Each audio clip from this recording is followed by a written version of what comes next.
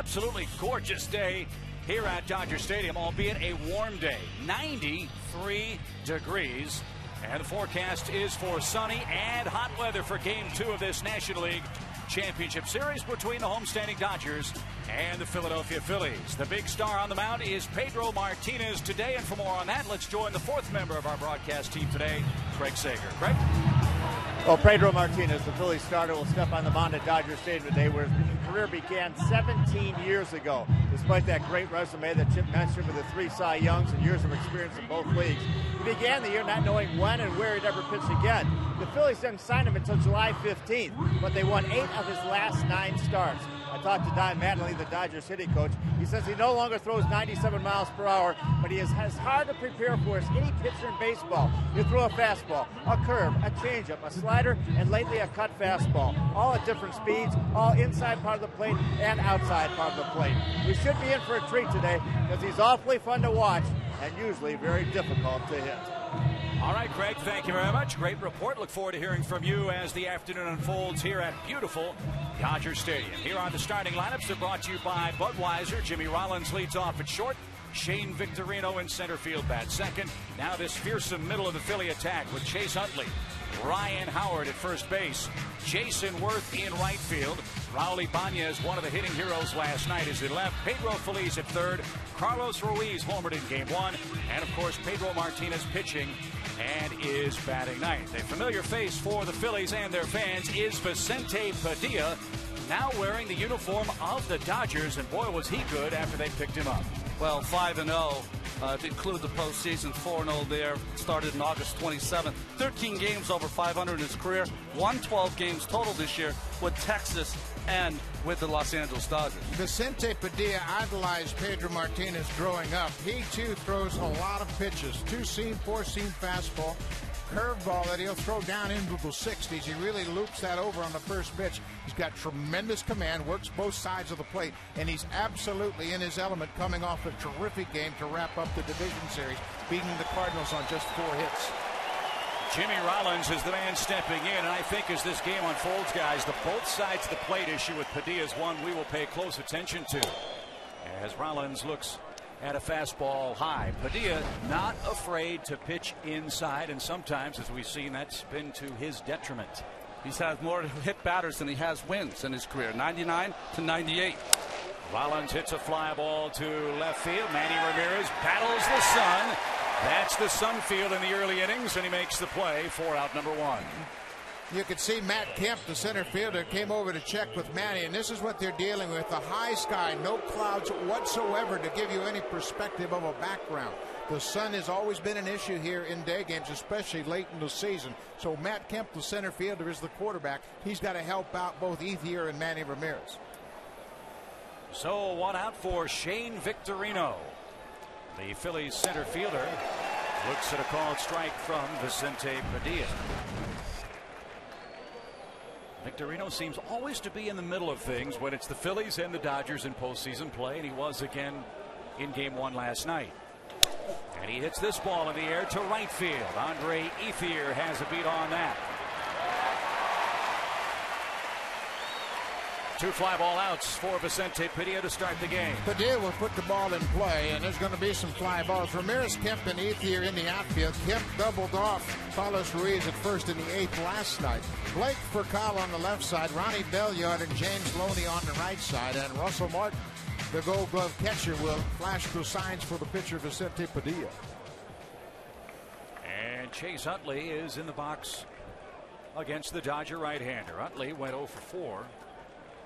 with a walk and a run scored last night. And is 1 for 3 against Padilla. That hit a homer. An inside corner strike has him ahead of Utley. Last night we watched the Phillies as they were very patient with Kershaw, tried to push that pitch count up. You cannot do it, though, if the starting pitcher, as Padilla has done, is throwing strikes early.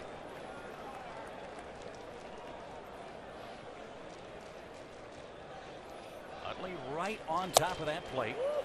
Was hit by 24 pitches during the regular season. Yeah, and that's a small price to pay because then he's on base for Ryan Howard, the guy behind him.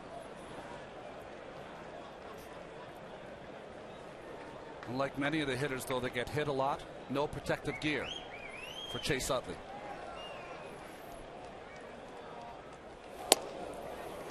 That's a big pitch to keep your eye on today. That's that swing back two-seamer. He throws it off the plate inside the left-handed hitters, trying to work it over that inside corner. And it's challenging because it makes the hitter aware that he can throw a strike, and a quality strike, inside. He missed with ball 2. Now Utley ahead in the count with 2 outs and the bases clear. And that ball, a sinking line drive past Ronnie Belliard into right center field for the first hit of the ball game for the Phillies, and Utley aboard in front of first baseman Ryan Howard. What a postseason for Ryan Howard so far for the Phillies this year. Well, he's had an RBI in every single game. We've already talked about that he ran into the dugout against the Colorado Rockies, told his teammates, just get me up to the plate. I'll get the big hit. And the big fella has done it all postseason long. And a big hit for Howard in the game last night. 2-run scoring double in the 5th inning. That part of that 5-run frame that chased Clayton Kershaw. He pops the first pitch up for call into shallow left field. Was the only man on that side of the diamond for the Dodgers. A long way to run, and he tracks it down to retire the side in the top of the 1st.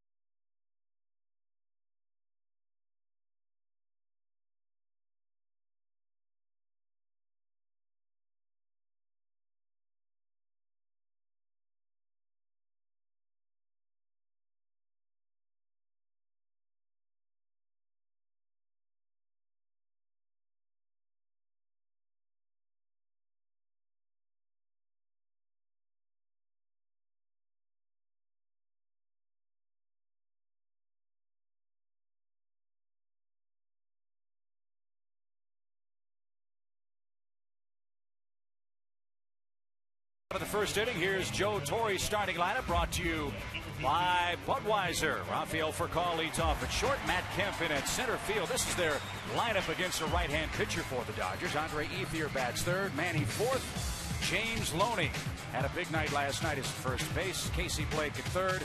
Belliard, Martin, and Padilla, the final 3 in the lineup. And Pedro Martinez, at 37 years young, pitching for the Phillies today. Well, he's the closest thing you're going to get to baseball royalty. 219 and 100 career, 119 games, over 500. Fastball, curveball, cutter to changeup, and he has such a great feel. He can really control the velocity back and forth, but you've got to wonder whether his pedigree will allow him to overcome the rust that's on his pitching. For call in the box. Looks a little low, and you have to beware the first hitter that Pedro faces in a ball game. This year, he's given up a home run to the first batter of the game 3 times. And Furcal's got some pop. He's hit 9 home runs for the Dodgers this year in regular season play.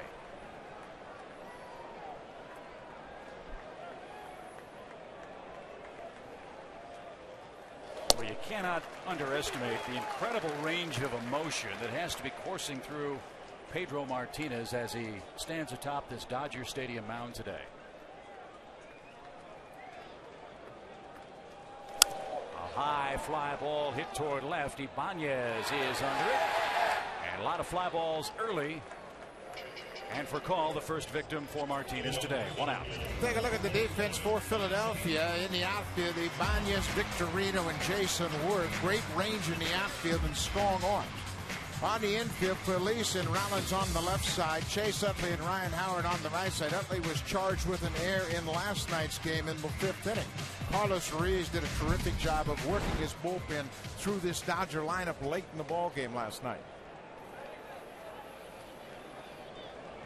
Here's Matt Kemp. And way outside. Pedro began his big league career in a Dodger uniform and then was traded to the Expos for Delino DeShields. And from Montreal to Boston, the Mets, and now the Phillies. 3 Cy Young awards along the way. Bruce Streckman behind the plate, a little bigger strike zone to start than last night's ball game.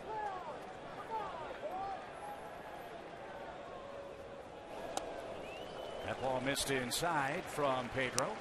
Interesting, Buck, you were talking about the rust. He's only pitched in a major league game once in the last 26 days. He pitched in a simulated game a couple days ago, but it was in cold weather, and he said he was very rusty, did not have his command. Yeah, that was after they had that early morning arrival coming back from Colorado, and he said he got a couple hours sleep, went to the ballpark, threw basically a simulated game, but didn't have very good command. He was very anxious to get here in Dodger Stadium today, go down to the bullpen, and see just where he was with his command. Also, Pedro's always been a great hot weather pitcher.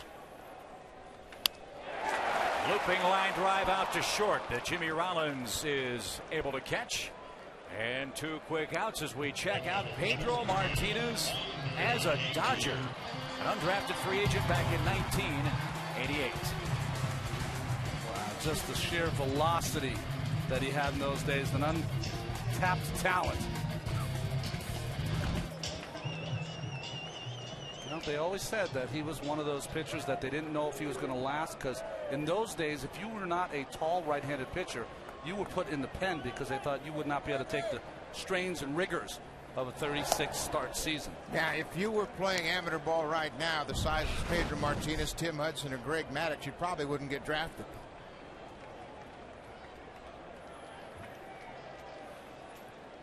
Andre Ethier looks low and outside at ball 2, and that certainly shows you the inexact nature that is Major League Baseball scouting. Who would have known that Pedro would be 119 games over 500 for his career in regular season play?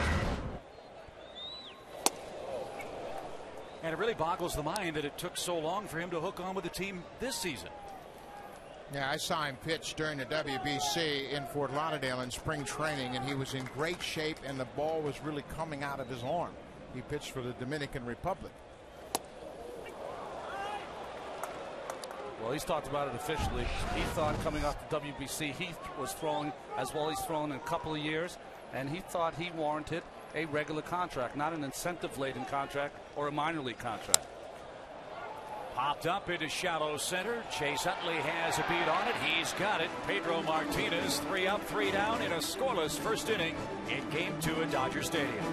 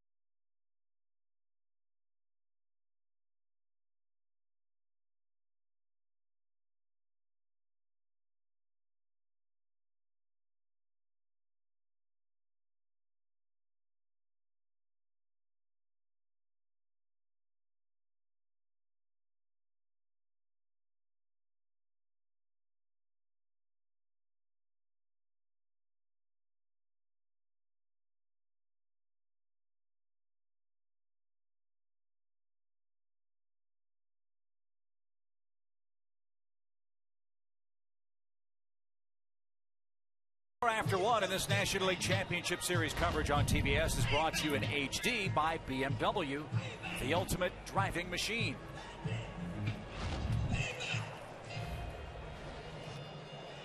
Jason Worth is set to lead things off for Philadelphia. Raul Ibanez, Pedro Feliz next against Vicente Padilla, who continues to pound the strike zone. Worth was hitless last night, did walk and score ahead of a Raul Ibanez homer. And Ibanez waits on deck. Get another strike. Interesting year for Vicente Padilla, to say the least. Began the year with the Texas Rangers. Wore out his welcome, I guess is the kindest way to put it, before the Dodgers scooped him up, and Padilla went 4-0 down the stretch for Los Angeles after debuting with the Dodger club August 27th. And he won some big games for him against the Rockies and the Giants. And Worth rips it straight back to the screen.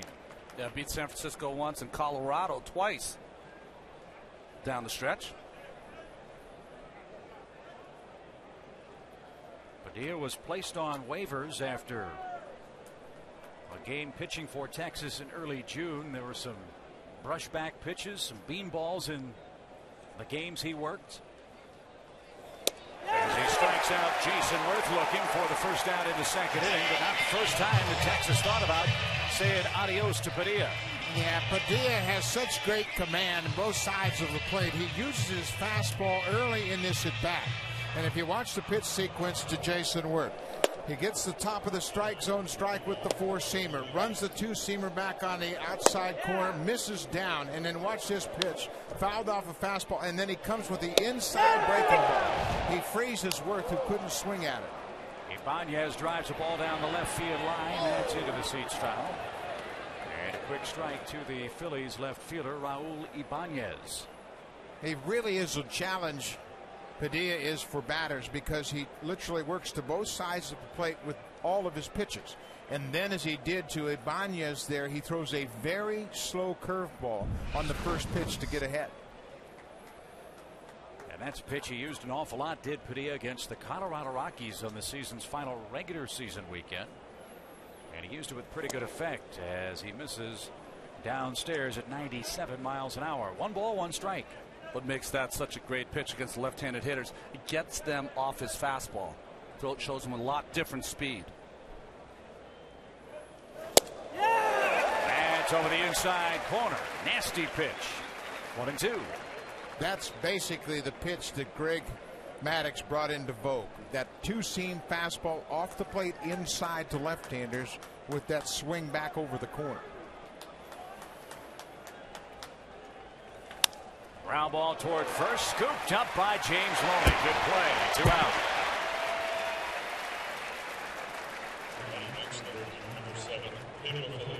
So the bases are empty for third baseman Pedro Feliz. Feliz 0 for 3, but walked and scored a run. If you're noticing a trend, a lot of walks from the Dodgers in game 1. They issued 7 free passes. 5 of them by starter Clayton Kershaw, who also threw 3 wild pitches in 1 inning.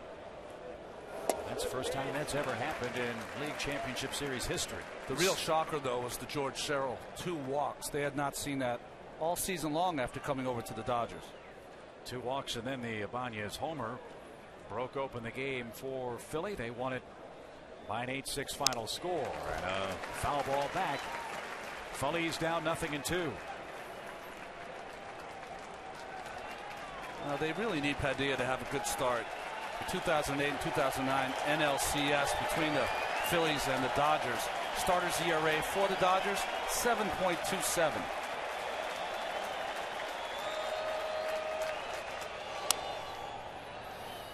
Two-seam inside that time to the right-handed batter with late movement at 97 miles an hour. And anytime you have a pitcher like Padilla that can throw pitches with a lot of velocity that go in opposite directions, it's a real challenge. The cutter goes away from the right-hander. The fastball comes in on his hands.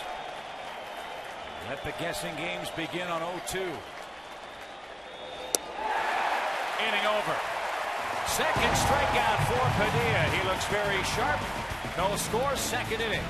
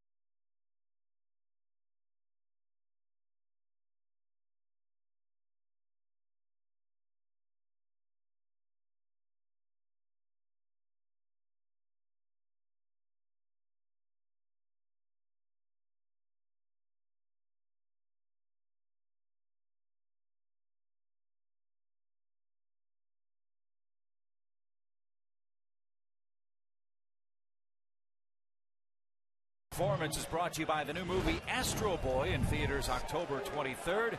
Strikeouts per 9 innings. Here are your active leaders in Major League Baseball.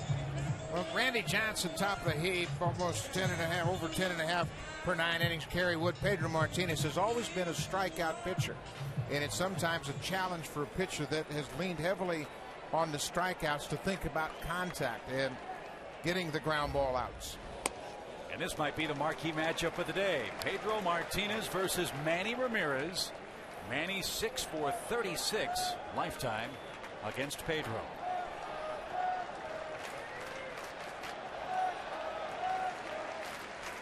Unlike Madsen and Chan-Ho Park, though, when Pedro goes inside to Manny, he'll be around 87 and 88, which is a big difference between 94, 95, and 96.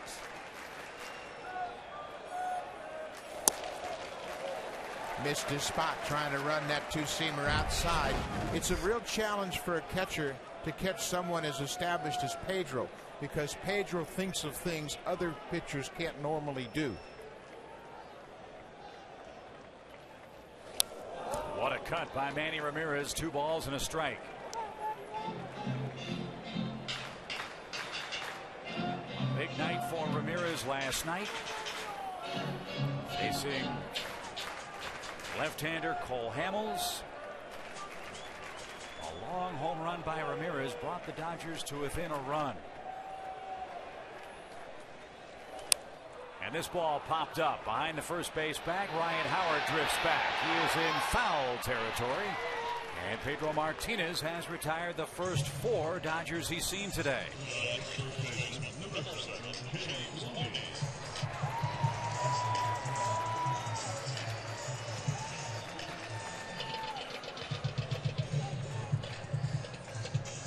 Here's the first baseman, James Loney. He had a very good night.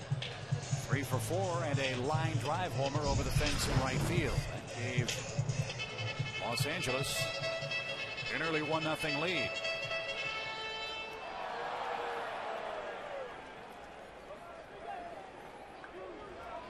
Of those regular season homers for Loney, 12 of them were hit on the road. He only hit one home homer in the regular season this year and hits one in this LCS. And here is that bullet to right field. Well, sometimes the postseason can be a whole new season, of course, for Loney.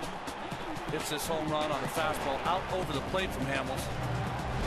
They said in the beginning of the year. Howard, a nice play on a one-hopper. Pedro does his job. 2 up, 2 down. I was just mentioning as Loney grounds out there, Chip, that in the beginning of the year, he really wasn't getting a lot of mustard behind the baseball. Mattingly and Pemlin, the hitting coach, have really worked for him to get a little rhythm in his swing. And he had it last night. Now, Don Mattingly understands it's very difficult to be successful anything athletically from a static position. And he's got a little more rhythm now with James Loney. It paid off big time last night. Casey Blake, the batter, was hitless in the game last night. The physical nature of this game is one thing, but how helpful is Don Mattingly with the mental approach for especially the young guys on this Dodger team against Pedro Martinez? Well, the important thing you want to do in the postseason is to remind the players that this isn't anything special. You can't do different things in the postseason and go away from what worked for you during 600 at bats during the regular season. Just try to repeat what you did all year long. And I think also remind a lot of the young players that the Pedro Martinez they were watching in high school was striking out .330 and winning the Cy Youngs is not the guy they're going to see today. A guy that pitches more around the strike zone and really wants you to get yourself out by swinging at balls off the plate. Was that hard for you to do when you were out on the mound and looking at a guy, and were you thinking about the back of his bubblegum card? Well, you don't think about it, but I think because Pedro's has not been a power pitcher for a number of seasons now, that kind of shine that's gone. Blake kept honest with a fastball inside, 3 balls and a strike. But I do have to say, first time I ever faced Steve Carlton or Nolan Ryan, you definitely thought about it. And I'm sure they feel the same way against Pedro.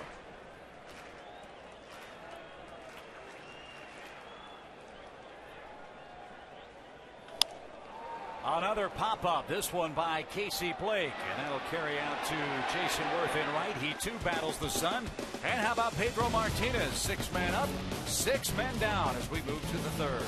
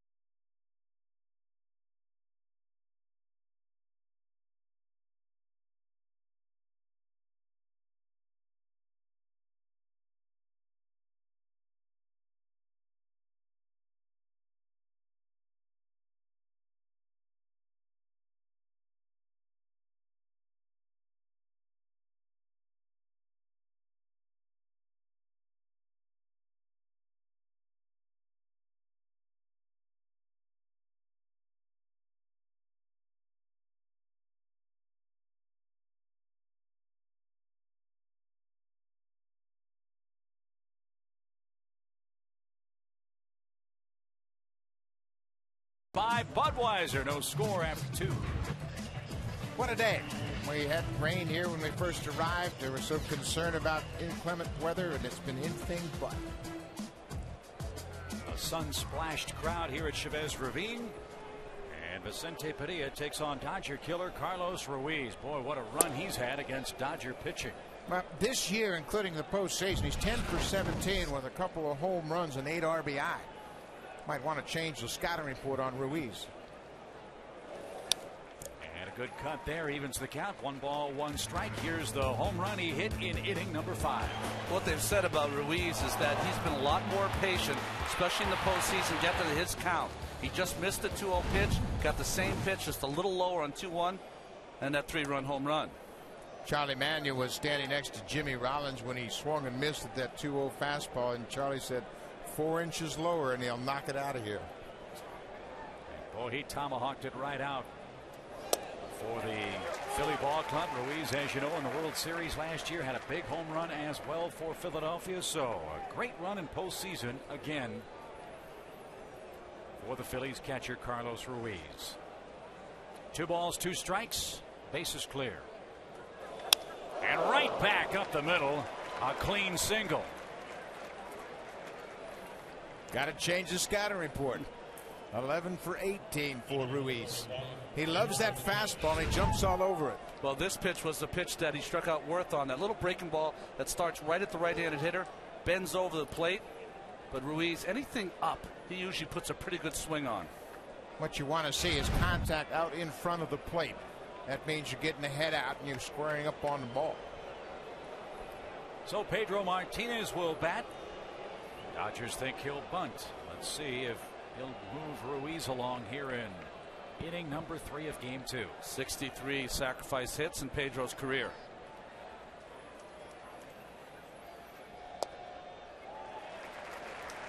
And he takes a strike. This is a real challenge for a pitcher because you have the corner infielders crashing hard. And you have a tendency to want to make a perfect bunt. And oftentimes when you do that, you jab at it and pop it straight up.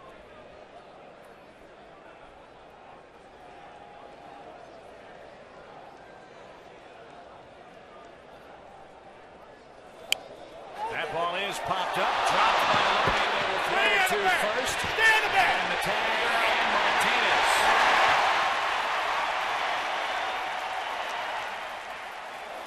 So Pedro Martinez is called out. Ruiz able to occupy first base. The only problem with that play is because Ruiz got back to the base. He now is at first base instead of Pedro Martinez. You'd rather him running the bases. And that's what Joe's arguing right now. He said he dropped it.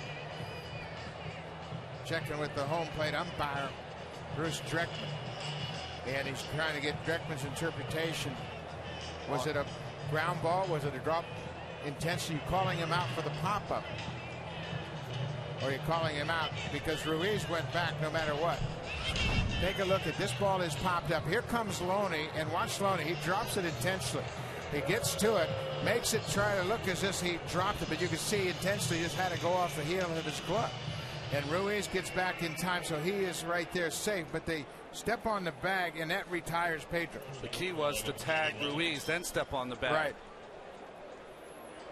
But Loney did that intentionally, and that's why that was a kind of confusing play. You see the first base umpire, Sam Holbrook, making a call. Already in this series, he's had 2 interesting calls.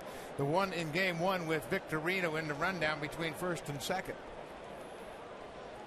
So Ruiz at first now with one out. Pedro can't advance him. Here's Jimmy Rollins. And that's a strike at the knees. Rollins 1 for 6 so far in this series.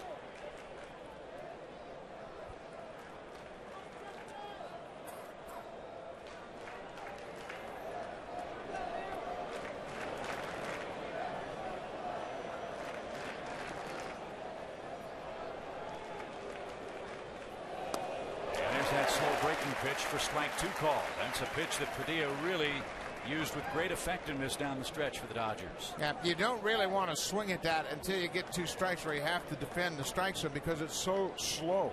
After you've seen 96 with the fastball, he throws that in the upper 60s, low 70s.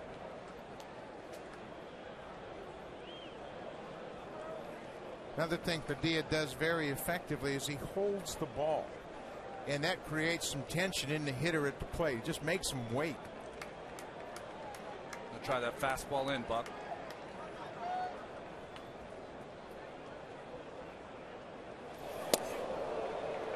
That's in. 1 ball, 2 strikes. Well, that was something that was really talked about at the start of this series between these two ball clubs. Last year, the Dodgers were really moved off the plate by the Phillies in the 2008 National League Championship Series. And with Padilla's resume, you know he's not going to be afraid to pitch inside and keep these Phillies hitters honest in game 2. Broken bat, fly ball to right. Ethier is there and makes a nice running catch.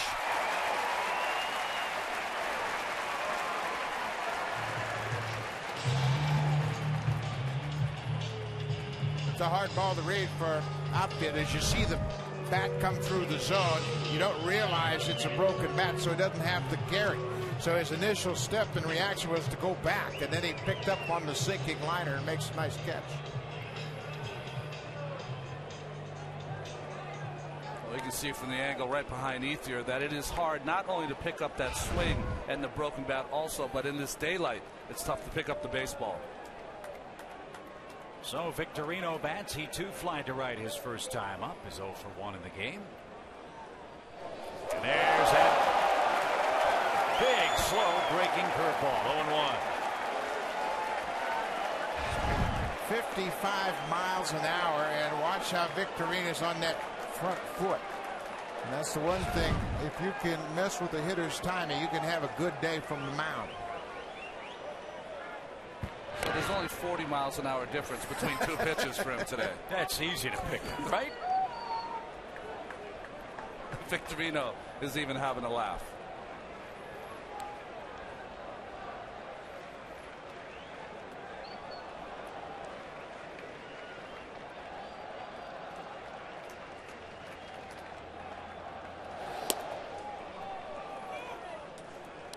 So there is that 40-mile-an-hour difference. 96.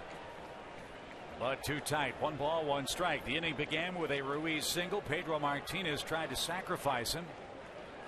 When an infielder deliberately drops a fair ball or line drive to set up a double play, runners can safely return to the base they occupied at the time of the pitch. That's why Ruiz was allowed to remain at first. Now he moves on a breaking ball. The Martin throw is in time but dropped for call. Had it in the glove, couldn't hang on. And let's see how that scored. Will it be a caught stealing E6 or a straight steal all the way? Now, the umpire never ruled out. He's going to give the safe side for call. Never really got the ball in command and control, but when the catcher slides in, you can see his left knee hits the glove, and the ball clearly pops right out of the ball glove. Martin made a good throw on a slow breaking ball right on the money. It's a stolen base, and now a 1-2 count, 2 outs.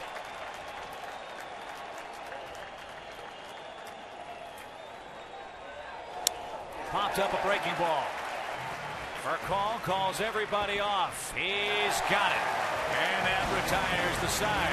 Ruiz left stranded. Middle of the 3rd inning. Scoreless at Dodger Stadium.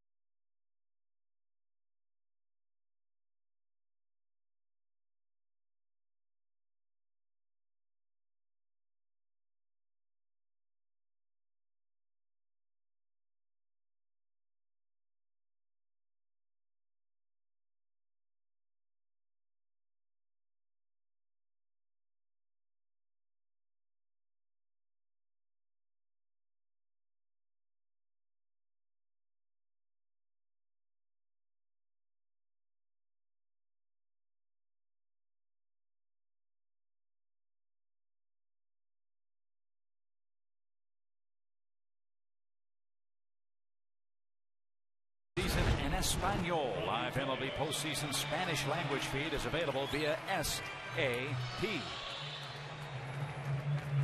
Buck Martinez, Ron Darling, Craig Sager, Chip Carey. There's Pedro Martinez, 6 men up, 6 men down, lower third of the Dodger order coming up, and it starts with Ronnie Belliard, the second baseman.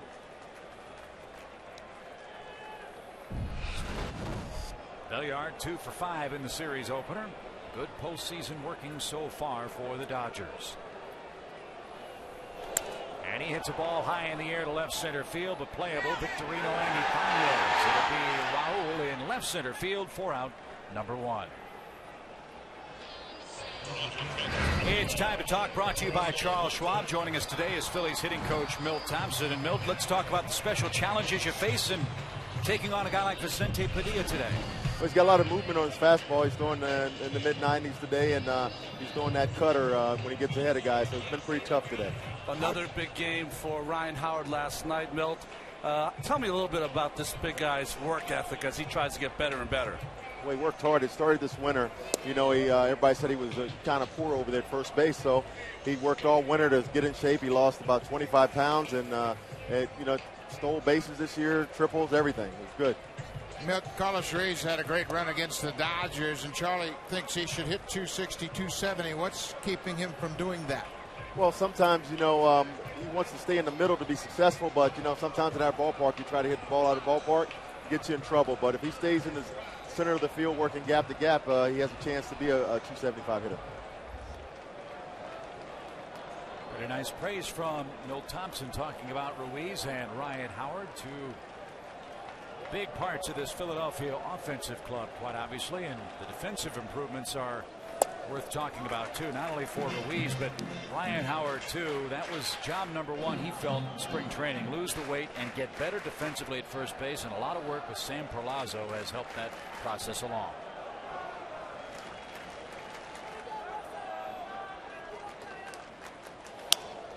In the air down the right field line, long run for Jason Worth near the stands and can't make the play.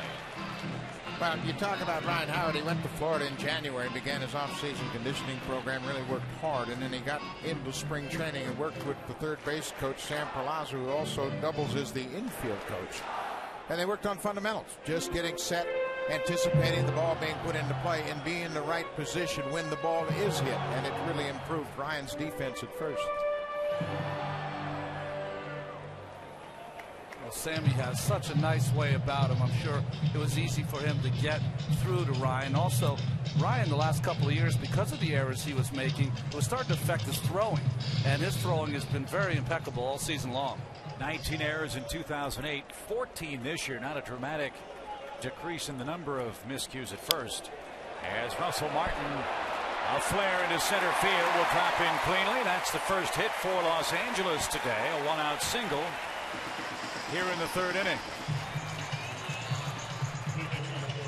So Pedro's looked very good out of the windup. Let's see how he fares in the stretch position. Although the pitcher, Vicente Padilla, is coming up. Now, he has had the ability to have the hitters in between, and Russell Martin fights off the inside fastball. It might be different velocity, but the separation is still the same. It's really relative. Fastball is lower in velocity, but still the changeup keeps the hitters off stride. And to finish Ron's point about those throwing issues, the thing they've tried to tell Ryan is to not force the issue on pickoff plays or on balls hit to him, trying to make that play at second base. And a roller is off the bat of Padilla, foul for a quick strike. Larry Ball giving the signs for the bunt. He was a pretty fair bunter in his day.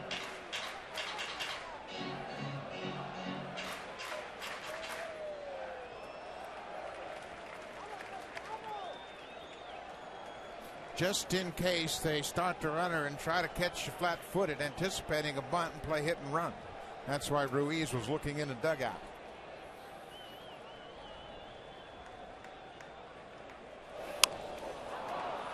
1-2. Trying to be too fine. Too fine, and the common mistake that almost all pitchers make is that when they get in the bunting situation, move up closer to the pitcher. Make sure your bat's in fair territory. If your bat's in fair territory, the ball will go in fair territory. Now with 2 strikes, Padilla will have to bear down against Pedro. Runner at first, 1 out, scoreless 3rd inning.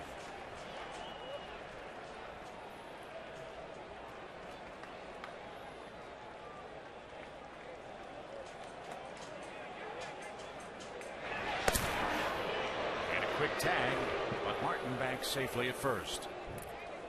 And Pedro's holding the ball, really trying to create some pressure on Padilla, who appears to be bunting here even with 2 strikes. So you make him wait, he gets tense, and then he jabs at it again, hopefully for Pedro in foul territory. And as Ron said, he hasn't moved a muscle toward the front of that batter's box. And he punts this one back to the mound. Pedro has only 1 play. Nice job there with 2 strikes. Padilla, the sacrifice. Russell Martin to second, 2 outs in the top of the Dodger order coming up. Well, sometimes as a pitcher, you got to know the situation. This is a play that he had to play at second, but he wasn't confident about making that throw. And with 1 out, you'll definitely go to first base to get that second out. If there were no outs, I think that Pedro would have took a shot at second base. Yeah, he certainly had enough time to make a play on Russell Martin. He gave it a glance and then thought, you know what, let's take the sure out, and I've got 2 outs. And he's got for call in the batter's box. Rafael fly to left to start the game. Dodgers have struggled this postseason with runners in scoring position. And here's their first chance in game 2.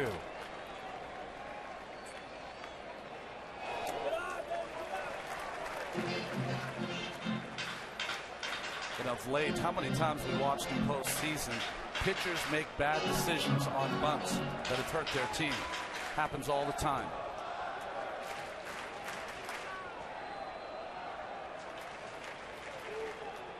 Pedro working a lot more slowly with runners on base.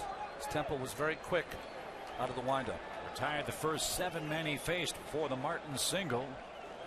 Now with 2 outs, Russell at second base. And for call, way ahead in the count, 2 balls, no strikes. Yeah, Pedro's not to give in to Furcal here. He's got a base open and the right-hander on deck in Matt Kemp. And Joe Torre characterized Pedro Martinez as a pitcher now who pitches around the plate, in the vicinity, not over the middle. What did Joe Torre say to us before the game? You have to outweight Pedro Martinez. Let's see if Furcal can ahead in the count here. 2-0. That ball spun out towards second. Utley hangs with it and makes the high throw to retire the side. Russell Martin stranded at second. A scoreless game moves along to inning number 4.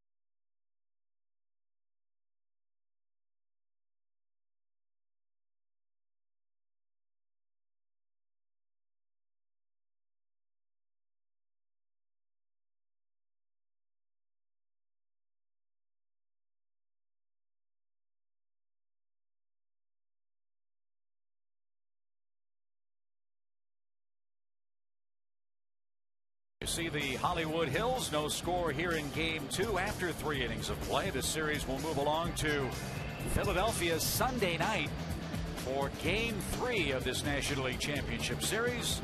And with Buck Martinez and Ron Darling, I'm Chip Carey with you. Craig Sager alongside as well. Phillies trying to take a 2-games-to-none series lead back home. Dodgers behind Vicente Padilla trying to split the first 2 and get back in this series today.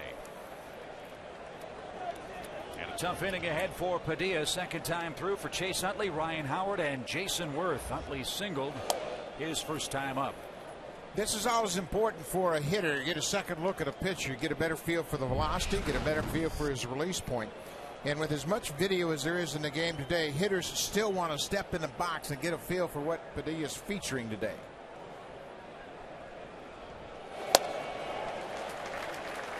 And always what's interesting, because Padilla was some of these Phillies teammates, is that even though you play behind a guy, sometimes you don't really know what he has until you face him in the batter's box. 1 ball, 1 strike.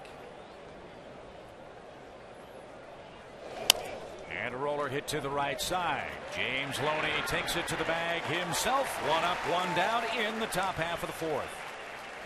It's Time to Talk, brought to you by Charles Schwab. Joining us this afternoon is Dodgers skipper Joe Torre. Let's talk about Padilla. How's he throwing from your perspective? Chip, he looks really comfortable out there. You know, he's moving the ball around. I think in and out is the most important thing with him. And, you know, he got a few balls hit in the air, but I still think he seems pretty set on what he's doing. Joe, in your experience, you said sometimes against Pedro, you don't always beat him, but sometimes you have to just outlast him.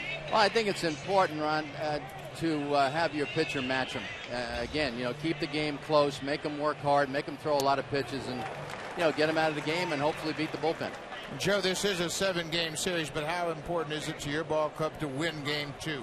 Well, I think, Buck, the fact that we're home, you know, I always felt there was a little more pressure on the home team because you're supposed to win. And, you know, losing last night's ball game was frustrating, having a quick turnaround today.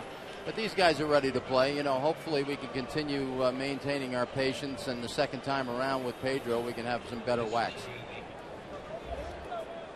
Ryan Howard bats with 1 man out and nobody aboard. And he hits one high in the air, deep left center field, and Ryan Howard has launched one.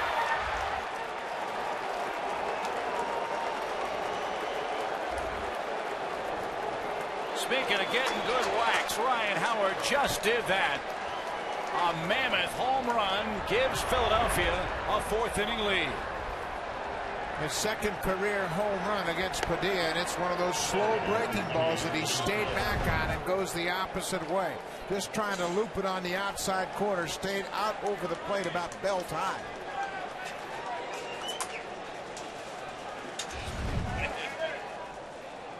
So the Phillies have scored first again. Manny.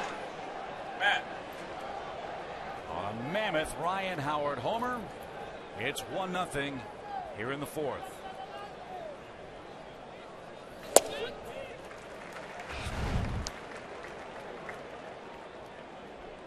Well, you can see how powerful that swing is from Howard.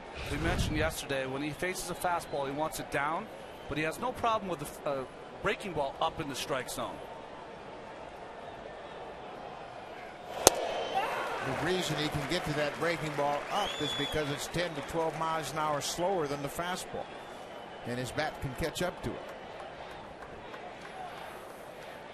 So the Phillies, who led the National League in home runs this year, have hit another one today. Ryan Howard goes the other way, 1-0. And a 1-2 count to Jason Worth. Padilla takes care of him for the second time on strikes. That's 3 strikeouts so far on the day. The thing about Howard now, he's got an RBI in every single game. That's his first postseason home run on the road. Venturing into new territories is Mr. Howard.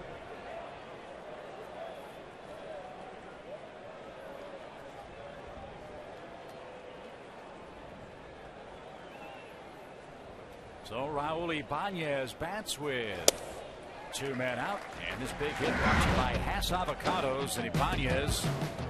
A very big blow against George Sherrill in the Dodger bullpen. 2 walks before Ibanez steps to the plate. It was a 1-run game at the start of the inning, and Ibanez gave the Phillies a 4-run lead in the 8th. Terrific at bat, hit it off his former teammate in Seattle.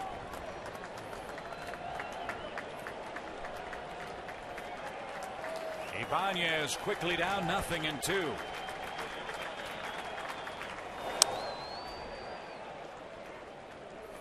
Ronnie, this is important for the psyche of the Dodgers after Padilla gave up the home run to Howard to come back and strike out Worth and get Ibanez here so they get a sense that he is not going to get rattled.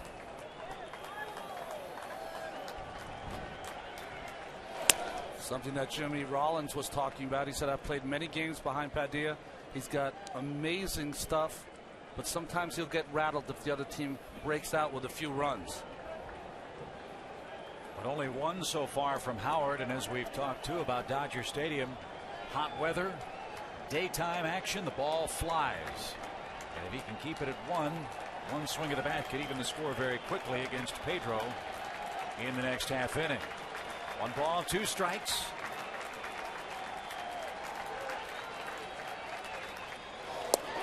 And he does right the ship. 4th strikeout of the game, 2nd in succession for Vicente Padilla, but Ryan Howard hits it a mile the other way, and the Phillies enjoy a lead in game 2.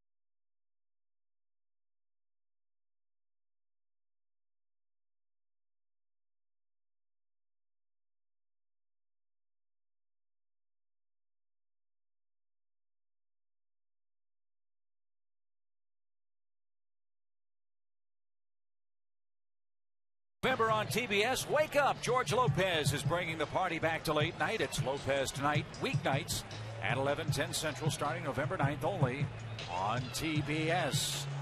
The big blow in the game so far by the big first baseman, Ryan Howard. And Ronnie, a little bit of history for Ryan Howard in this 2009 postseason. Well, that's the 6th consecutive game that he has had an RBI.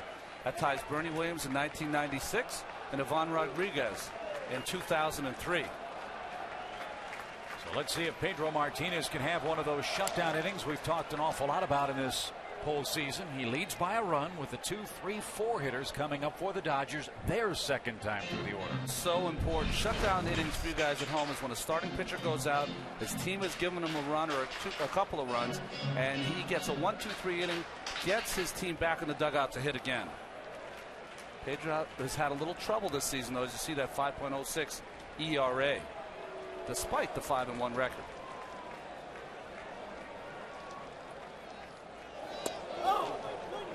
That's it, 2 strikes. Big changeup with a lot of late movement on it. And he has such great touch and feel, and it's always challenging for a hitter because you never really get a real good feel about which velocity you're going to get.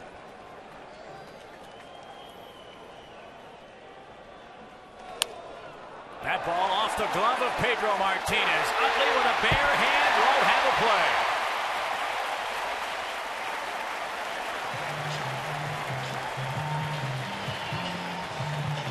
Tremendous speed out of the box, and it's a little comebacker, but you never assume the pitcher's going to make a play on it. Kemp gets jammed, sees it go off Pedro Martinez. It's going to be a tough play for Utley, and Kemp has too much speed.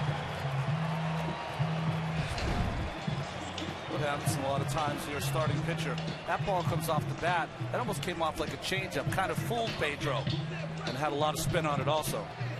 That is ruled an infield hit for Kemp. Now Andre Ethier is the batter. He popped up his first time up. And thinking back, guys, to the pregame show, heard Dennis Eckersley talk about Pedro's start today. He figured the velocity would be good. The question was the command of Pedro Martinez.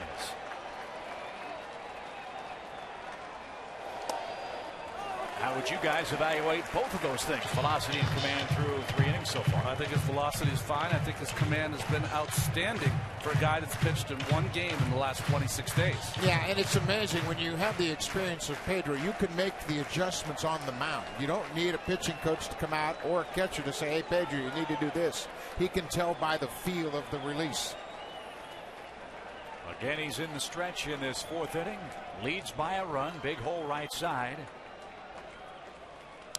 And you got to keep an eye on Kemp. For a big man, he runs exceptionally well, not only out of the box, Buck, but on the base paths too. He's a terrific base runner as well. Anything in the gap, he'll get a good read on. And he has tremendous acceleration. And right now, he's trying to get a feel for Pedro, and Martinez holds the baseball very well, makes the base runner at first just kind of wait. 1 ball, 1 strike to Andre Ethier. And first chases the Dodgers center fielder back to the bag. The game plan, of course, on Ethier is that to get him out with changeups. The problem is when you have Kemp on first base, Howard holding him on, there's a big hole between he and Utley for Ethier to shoot that changeup through. And again, the theme for the Dodgers against Pedro: can they outweight him? Can they stay back? They have just a couple of hits, but a man aboard with nobody out in the 4th. Runner goes. The pitch is strike. The throw to second is right on target and in time. What a throw from Carlos Ruiz to erase Matt Kemp. It was a great jump, and oftentimes catchers will see that jump and then rush the throw. But he takes his time, gets on top of it, and throws a strike to Jimmy Rollins. Boy, almost 4.5, 5 steps. Looked in. Did Kemp, might have slowed him down a bit, but perfect throw by Ruiz and the snap tag by Rollins. So the base runner gone for the Dodgers, 1 out. And a 1-2 count to Andre Ethier. He popped out his first time. And a high fly ball into right center field, but playable for Shane Victorino. Glasses gleaming, has no trouble. 2 men down. And this is how you want to face Manny Ramirez. 2 outs, bases empty if you can in a close game.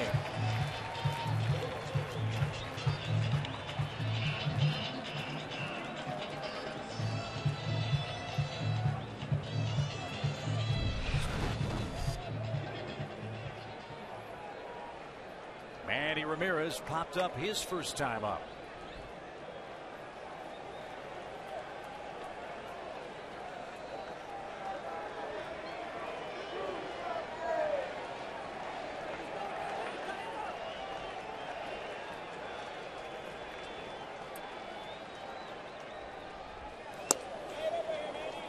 That's the best velocity we've seen in 91. Starting to get loose a little bit, starting to trust his command, so he's reaching back for a little extra. Pitch count for Pedro at the end of the day. Charlie Manny would like what today?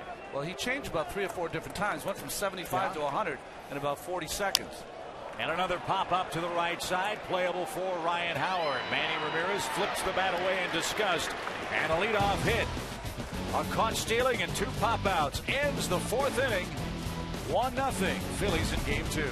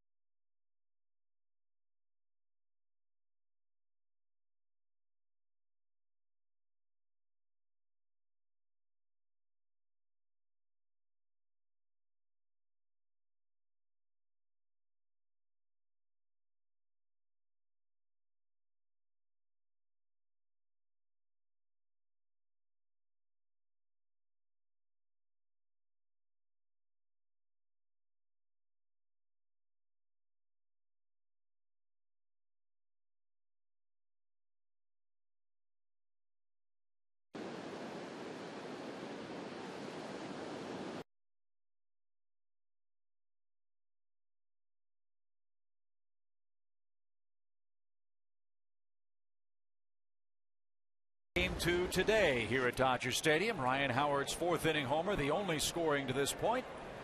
And the Phillies are looking for more here in the 5th inning. And the lower portion of their order is up, starting with Pedro Feliz, who pops one right behind the plate and out of play for a strike. Well, we ended that last inning talking about Pedro, how many pitches he was going to go. Charlie Manuel said probably 90 to 100. So far in this game, only 48, 30 strikes and 18 balls. So right on time for Pedro. Padilla now has to try to match those zeros. Well, that was the other key. Joe Torre told us before the game. Can his starter match Pedro? So far, Padilla has, with one exception, that the opposite field homer by first baseman Ryan Howard. Doesn't Pedro look comfortable and confident in the dugout? There's no urgency. There's no panic in his approach. And obviously, he's got touch and feel back. And you know what? He has really relished the opportunity to pitch for the Phillies. What a lift for Philadelphia. They had not one but 2 men who've won Cy Young awards in the middle of the season. Adding that to last year's MVP in postseason, Cole Hamels. Jay Happ, the emerging Rookie of the Year candidate. Ground ball hit towards short. Convenient hop for Cole. He's always had a good arm. Phillies is retired. 1 out, 1-0 game. Back to Atlanta. And our first check-in with Ernie Johnson. EJ?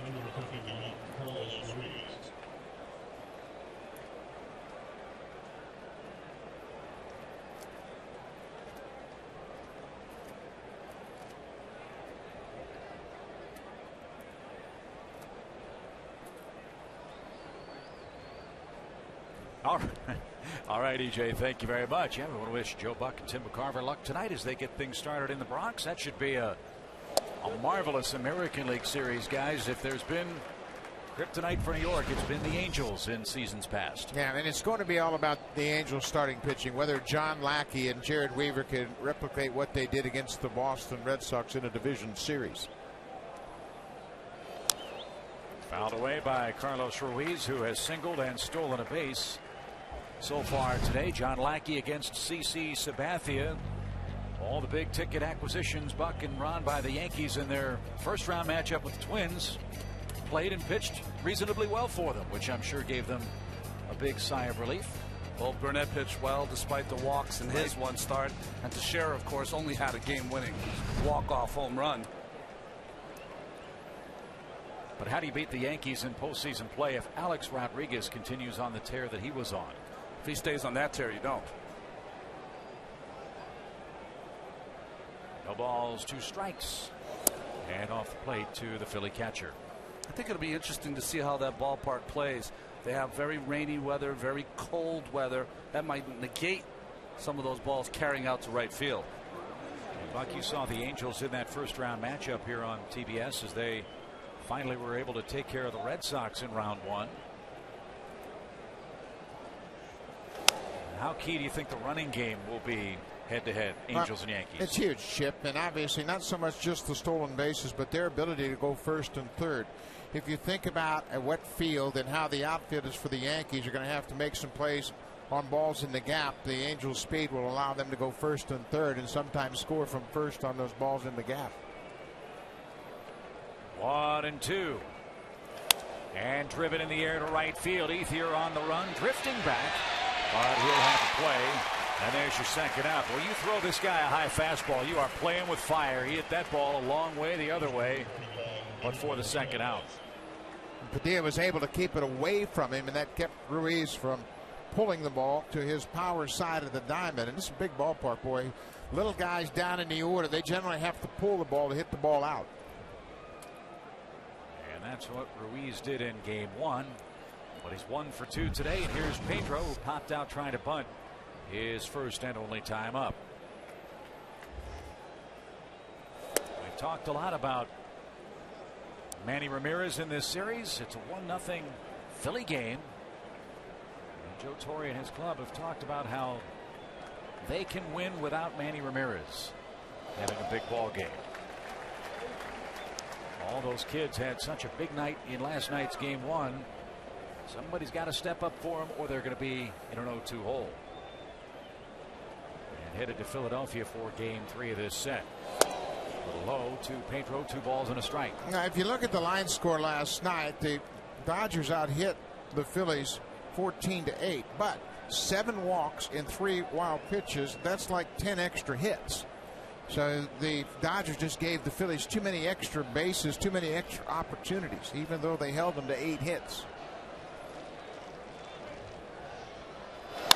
Pedro lines it to second, and that will retire the side. 3 up, 3 down, last of the 5th inning.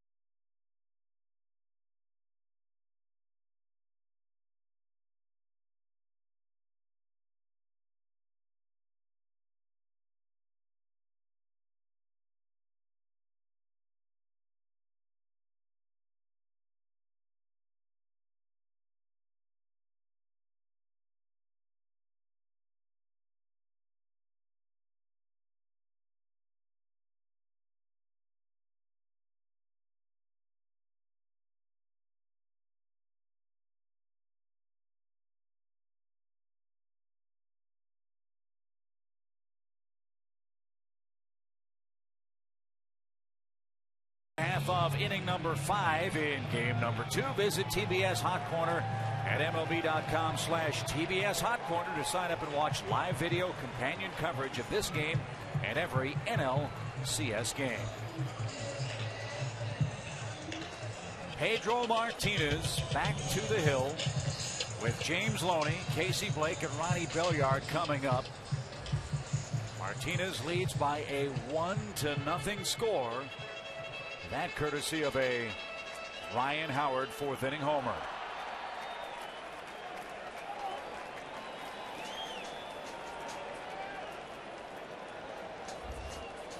Again, it's remarkable to talk about this pitching matchup. Talk about role reversals. Padilla pitching for the Dodgers against the Phillies, team for which he has worked. Pedro pitching for the Phillies against the Dodgers, his first big league club. But even more remarkably, with a man whose resume is as distinguished as Pedro Martinez's, how does he go until July 15th this year without a big league contract? He came out of the WBC throwing the ball very well. He pitched to the Dominican Republic and Felipe Alou, and I thought teams would jump all over him. He wanted to go back and pitch for the Mets. That's what he really had in his mind. Another pop-up. This time it's to third baseman Pedro Feliz, and an easy out here in the 5th inning. So Pedro came back and he decided that he was going to call Omar Minaya and said, Omar, what are your plans? He said, well, we're going to sign Oliver Perez, but we still want to bring you back. And he said, well, maybe an incentive-laden contract. And Pedro said, wait a minute. I pitched 18 games for you last year. I had a lot on my mind, and the most important of which was the passing of my father, who was dying of cancer. And you're going to make me have to sign an incentive-laden contract? And, you know, he was really disappointed in that. Had a chance maybe to go to the Cubs, but ended up here with Philadelphia. Yeah, the Mets lost. Certainly the Phillies gained. Philadelphia went 8-1 in his starts this year, and you see where he ranks among active pitchers in those statistical categories. And leading game 2 1-0. Trying to send this back to Philadelphia with the Phillies trying to defend their world championship ahead 2-0 in the series. Well, you could see Pedro last year was pitching with a lot of heartache, and he thought he had built up enough equity with the Mets that that signing would be imminent. It was not.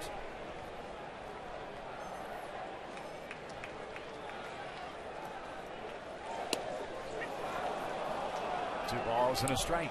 For guys that over 3,000 strikeouts during the regular season, 3,154. Martinez been able to keep his pitch count down this afternoon. No strikeouts so far in this ball game. Pitching to contact. Pedro Martinez only one career start with 0 strikeouts. That was August 19th of 1996. He lasted an inning and a third at San Diego. Well, we talked how difficult it was for a pitcher that has always been among the elite in strikeouts per 9 innings to make that adjustment. But boy, has he made it certainly very effectively today. And he takes care of Casey Blake. There's the first strikeout of the day, as if on cue. And 2 men up, 2 men down. And this was the other interesting dilemma that Charlie Manuel had. Who does he start in game 2 of this series? Would it be Happ, would it be Blanton, or would it be Pedro Martinez? Well, his 12th postseason start. Remember that unbelievable 6th inning performance in 1999 against Cleveland. His last appearance in the postseason, 2004, when he won one of the games for the world champion Red Sox that year. A 2 outs, base is empty, and another strike. This one to Ronnie Belliard, who flied to left his first time. In an era when everybody gets wrapped up in radar readings, Pedro can still pitch with his head. And no 2 pitchers the same speed. It's just remarkable to watch as the ball popped up out of play here at Dodger Stadium. We are in the bottom of the 5th inning. Game 2. Phillies trying to win the first 2 games of this series and lead by 1 skinny run.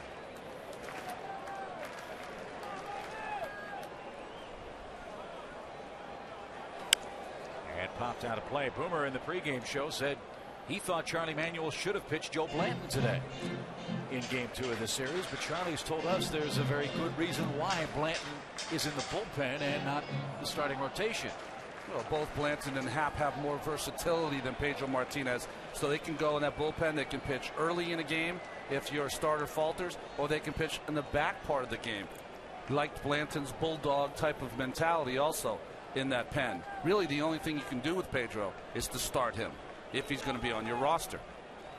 And just look at that line score. That tells you all you need to know about whether Charlie made the right decision, right, Buck? No runs, 2 hits for Pedro today. Well, a lot of people think managers just sit around and flip a coin about how they're going to make decisions. Well, that's how you did it, right? But you think about the Happ situation. Left-hander, added innings in the bullpen. Blanton, who can pitch late. And Pedro, you just knew that he was going to be ready for this start. And again, the emotion, the drama of it, pitching at Dodger Stadium, mourning his father, and a chance at postseason play again with the Phillies. And also, sometimes you're rewarded for your play in the latter part of the season. 5-1 was Pedro. If you look at he and Lee with their starts, 21 starts, they got 12 wins from Lee and Martinez. Well, it's along the same vein as Charlie Manuel used to make the decision to give Brad Lidge the last out in the division clinching game.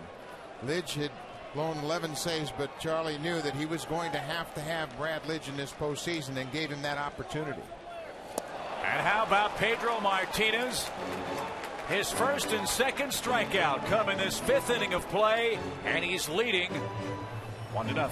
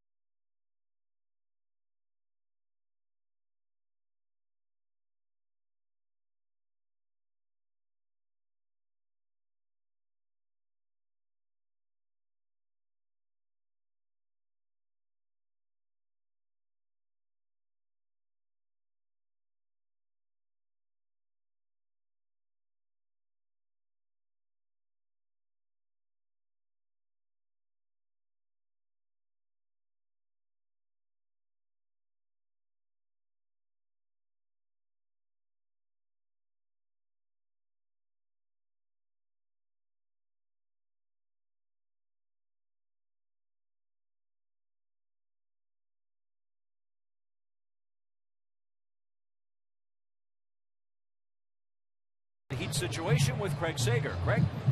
Well, thanks, Chip. It's a great day for baseball. However, a day in which the Philadelphia Phillies are not used to. Remember, they're coming off that series against Colorado where temperatures were extremely cool. In fact, they had one game that was postponed because of the snow. Between innings, the players have been going in. The athletic training staff have been putting cool towels on them. Shane Victorino, in particular, was bothered by the heat, ran up before batting here in the top of the 6th inning with the training staff, came back out. I asked him if he was all right. He goes, yeah, I just had to have a change of uniform. He said, it's a little bit lighter now, a little bit cooler, and I feel a lot better. Chip?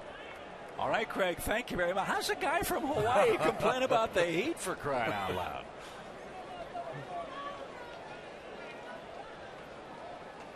And Victorino in the batters, or in the on-deck circle with Jimmy Rollins leading off this 6th inning. Phillies up a run, 1-0. You're a Hawaii guy. That's sacrilege, isn't it? You never see me complain about the heat except in the opening. That can be a problem.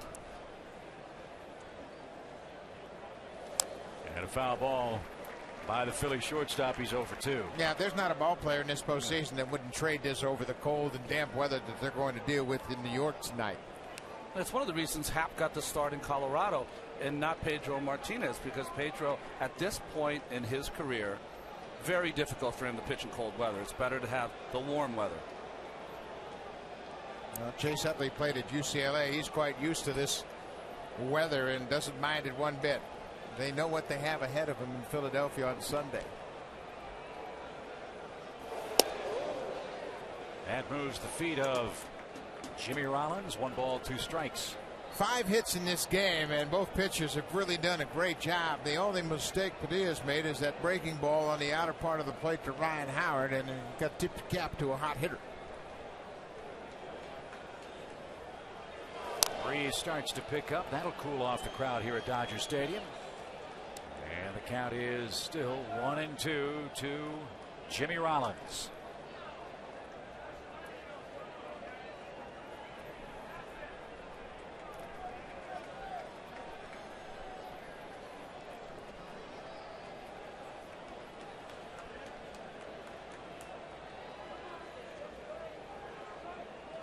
See that HK patch on the left chest of all these Phillies?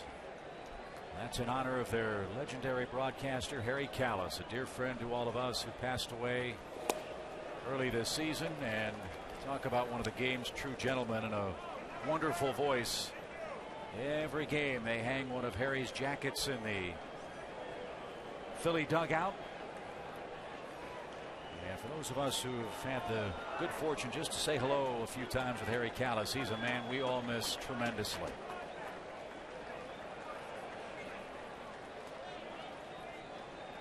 Two balls, 2 strikes. And a nasty pitch takes care of Jimmy Rollins. That's the 5th strikeout for Vicente Padilla. And he's now set down 6 in a row after the Howard homer.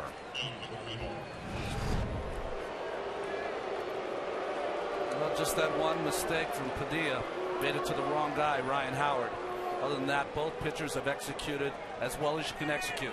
No walks in the ball game, 7 strikeouts. That's the beauty of postseason baseball. It's all about your starting pitching. We're seeing 2 masters today carve up some pretty good lineups. Pitching in postseason like they did down the stretch. A nice knockdown play by Loney at first off the bat of Shane Victorino. 7 up, 7 down.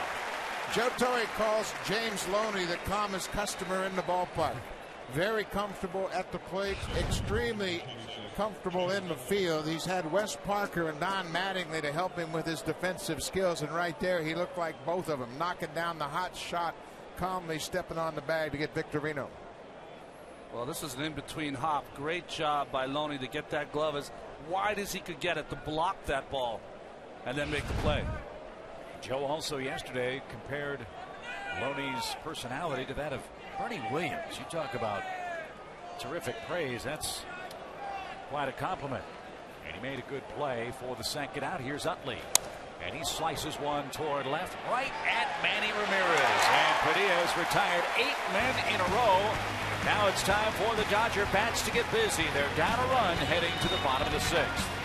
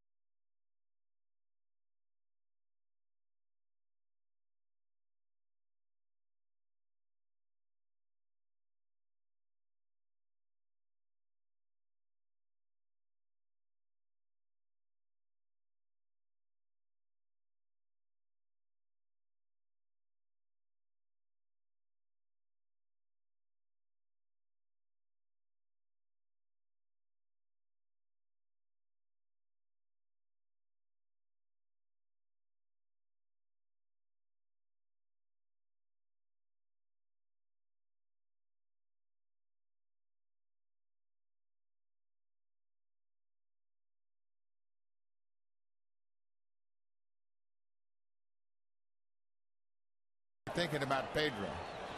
And he's had a lot of good luck against Pedro Martinez. But no luck for Russell Martin. Well, he did get a little luck. That ball was tipped at the plate. No balls, 2 strikes. The best scenario for Joe Torre would be that Martin gets on base. Then you can bunt him over with Padilla, keep him in the game. Very difficult to take out a starting pitcher that's given up 1 run on 3 hits after 6.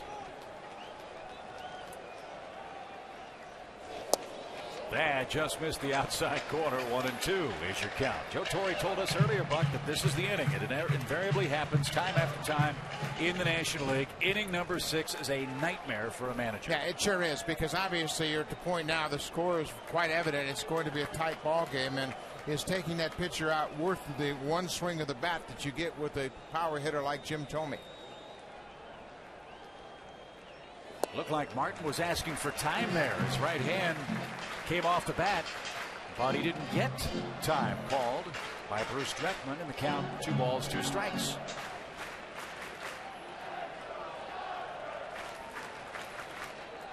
Pedro Martinez has retired 5 straight men. His pitch count very manageable.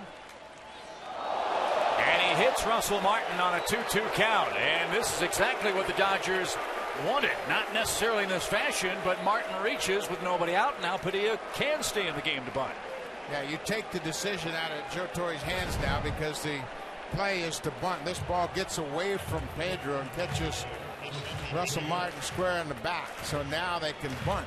If you're going to get one in the numbers, you want it to be that changeup there, 3-2 from Pedro Martinez. Remember last time that Padilla bunted, he bunted very sharply back to Martinez. He made the choice to go to first base. He might make the choice to go to second this time. And look who was talking to Pedro Martinez in the center of the diamond. Chase Utley, the second baseman. Just to remind him of the coverage at second, Jimmy Rollins will take second base if the ball's bunted back to the pitcher. You want the pitcher to know that, so he knows where to look to pick up the fielder. And Padilla bunts it hard back to the mound. Again, Pedro will make the safe play. Second sacrifice for Padilla, and the Dodgers have another runner in scoring position. This time with 1 out. Finally, the Dodger Stadium crowd makes some noise. It's a little better bunt by Padilla. Doesn't get as much on it. So Pedro, looking like he was going to first the whole way anyway, gets the out. Bunted right off the end of the bat, kind of deadens it right out in front of home plate, and Pedro taking the sure out going to first base. Didn't even look at second that time. Martin was left stranded in the 3rd inning of play. And he stands at second here with 1 out in the 6th.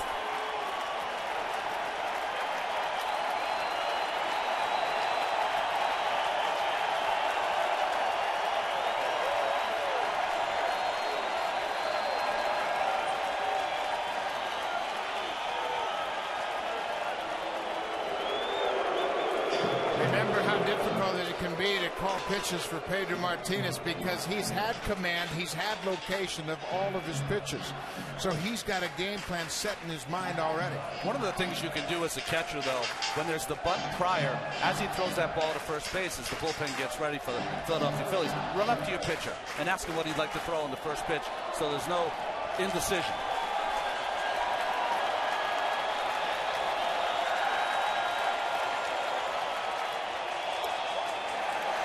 One ball, no strikes. This postseason, the Dodgers have 9 hits and 41 opportunities to hit with a runner in scoring position. That's a .220 team batting average. The Dodgers hit .270 as a team in regular season play and average nearly 5 runs a game.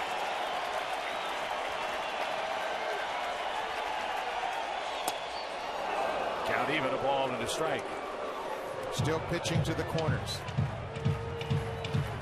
Looking at the on-deck circle. Right-hander on deck, 1 out.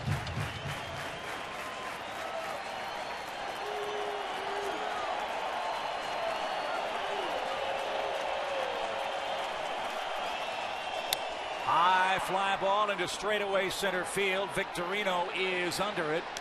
And Martin is unable to tag. So the Dodgers' Rafael Furcal flies to center. Runner at second again with 2 men out. Well, that's the 10th out that Pedro's got in the air today. It's almost like these Dodger hitters have gotten big this afternoon against Pedro. Trying to do too much with the changeup and fastball on the corner. And again, you got to think that they have had their timing disrupted by Pedro going back and forth so easily with velocity. And what a luxury it is for Charlie Manuel. So many times, Buck and Ron, we've talked in this postseason about managers having to choose between talent and experience. You've got an awful lot of both in Pedro Martinez in Game 2 today. Here's Kemp. He has one of the 2 Dodger hits.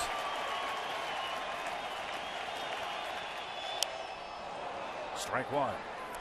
89, and Kemp gets jammed because he's had it in his mind that Pedro is going to throw him a combination of off-speed pitches. In the past, in this situation, 10 years ago, you would ask Pedro to finish this game. At this point in his career, you really want him to finish this inning. The Phillies were stretching down in their bullpen. Nobody's throwing right now. As on this hot day, Pedro looks free and easy.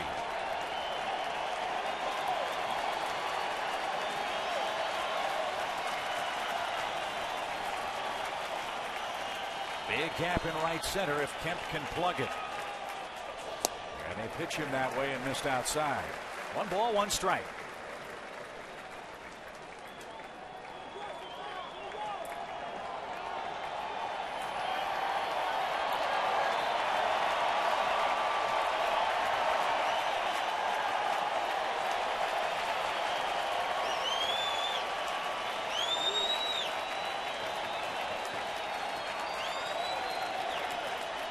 Martin a big lead at second with 2 out. He's a catcher. What kind of speed does Martin have, and how would you evaluate the Philly defensive arms in the outfield? Well, Martin's a great base runner, and with 2 outs, he's going to be off on contact. Victorino and Worth are the best arms in the outfield, and they charge the ball very well. Jason Worth is very accurate. Ibanez is a strong arm, but doesn't charge as aggressively as the other 2 outfielders. They're all accurate. Victorino playing pretty deep, though, in center field. And also, I think, for Larry Boa, a challenging situation with 2 outs. Most of the time on any kind of base hit, you want to send Martin, but you do have Ethier, probably your best and most consistent hitter all season long, in the on-deck circle. If there's a play at the plate, Buck, how does Ruiz handle balls in the dirt on throws with runners charging in from third base? He's a former infielder. He handles them very easily. But you got to make contact first. 2 balls and a strike. Breaking ball popped up straight away left field, and Ibanez hardly had to move. And the Dodgers get a leadoff hit batsman, advance him to second, and 2 flyouts retire him in the bottom of the 6th inning. 1-0. Pedro Martinez leads Game 2.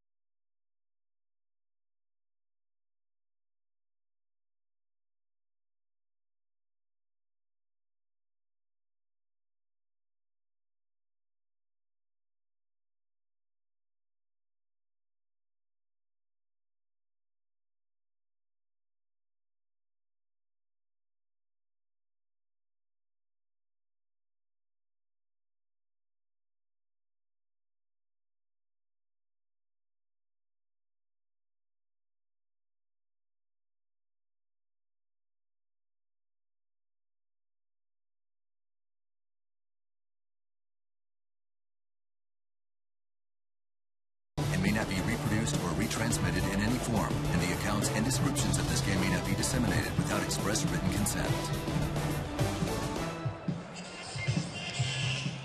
It's 1-0 after 6. And the man of the hour offensively for Philadelphia is the man that will lead off the 7th. That's Ryan Howard. A one-out solo home run is the only run so far in Game 2 today.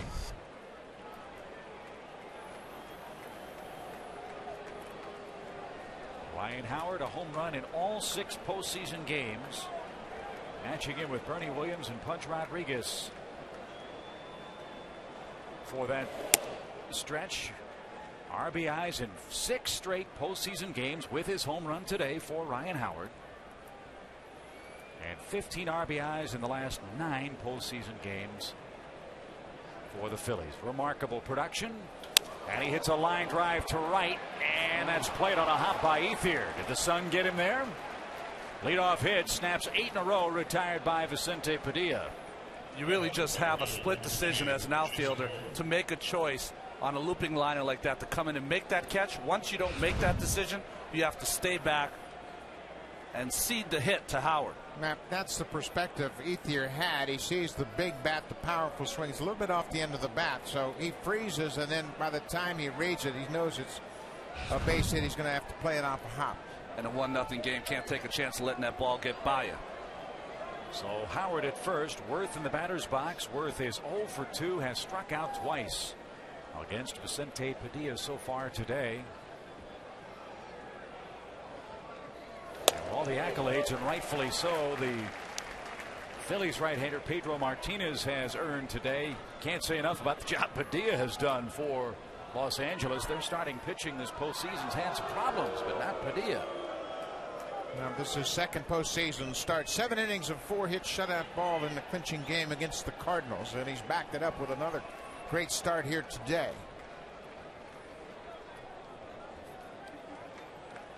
And he's ahead of Worth with a quick strike. Both bullpens now start to work. And out of play, 0-2. There were some questions about the chemistry issue with Padilla coming over here to the Dodgers, and we asked Joe Torre about that. They know about his stuff. There's no question. You get him on the mound, he's outstanding. And Torre says, you know what? If one guy's going to mess up the chemistry of your ball club, it wasn't that good to begin with. And he has been nothing short of an excellent teammate since he's put Dodger uniform on. And a huge pickup, no question about it, by Ned Colletti down the stretch.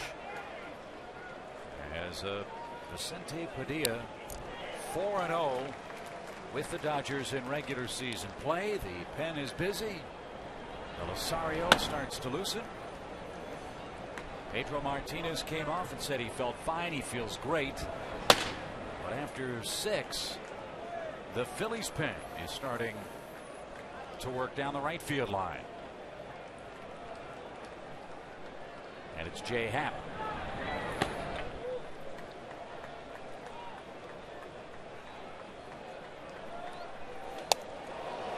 Didn't get the inside corner. 1 ball, 2 strikes. You're probably thinking to yourself, if Pedro came in and told the manager that he felt fine, why would you get Jay Happ up? The reason being, when you have a veteran pitcher, the first runner gets on Howard. If it's going to be a long inning, that will supplement your decision on whether to send Pedro back out there. Plus, Happ is a starter. He needs a little extra time. Worth hit 16 homers in the regular season with 2 strikes. He's got a 1 ball, 2 strike count here in the 7th. Phillies up a run. And a ground ball hit towards short for call. 4-1. And on to first 2. Nice turn by Belliard, a double play. What a good feed for Belliard from Rafael Furcal. Watch how quick he gives him the ball. A very distinct shovel right into the belly of Belliard, who turns it quickly. The belly of Belliard. I like it. And it worked out very well for Los Angeles. 2 outs, bases clear. And Raul Ibanez, he's tapped to first. He struck out swinging.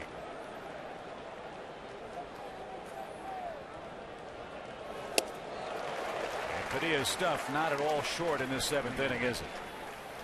He's really been cruising, other than that one mistake to Howard.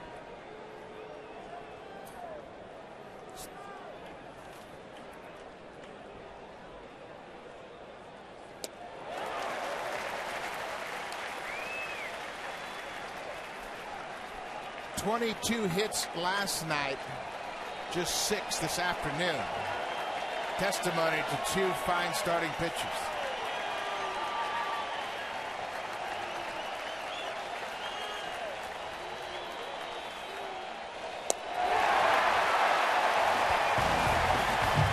It's the top of the hour, and now the bottom of the 7th.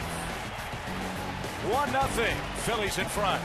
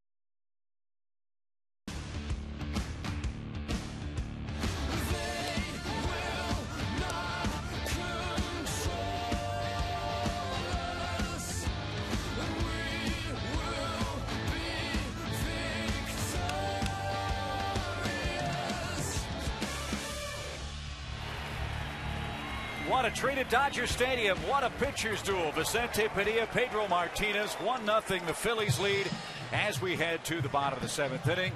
Buck Martinez, Ron Darling, Chip Carey. What a treat. Pedro Martinez back out there now, trying to preserve this 1-0 lead in a pivotal game 2. Well, 12 postseason starts now, 6-2 coming into this game, and you didn't know what you were going to get with Pedro. 1 start in his last 26 days. Well, he has delivered, hasn't he, Buck? Well, he sure has, Ron, and it's not the 95 we were used to in the prime of his career, but still the separation of velocity is most effective, and what Pedro has done all day long, he's kept the ball off the barrel of the bats, and that's huge. He does it with breaking balls. He has the ability to change speeds on his breaking ball and frustrate hitters. So as well as Pedro has pitched through 6, he now has the middle of his Dodger order. 3, 4, and 5 coming up. 1-run game. The Phillies bullpen is starting to work. How much latitude does Charlie Manuel allow a man with Pedro Martinez's postseason experience? Well, I think that this is not without precedent. There were 2 starts in the middle of September, culminating with 8 shutout innings against the New York Mets. But Pedro threw 249 pitches in those 2 starts. So we've seen in the past that Charlie Manuel will push this wily veteran. Yeah, and the thing about Pedro is he's had a great delivery, not a whole lot of stress in his approach all day long. I mean, he's been pitching like he's in a rocking chair. In that regard, it doesn't have the same toll as if you're kind of out of whack fighting your control. Andre Ethier will start things off for the Dodgers. He is 0 for 2 so far today. 1 ball, no strikes. And Andre Ethier has been the good luck charm for these Dodgers all season long. Always has seemed to come up with that big hit, usually in a walk-off capacity.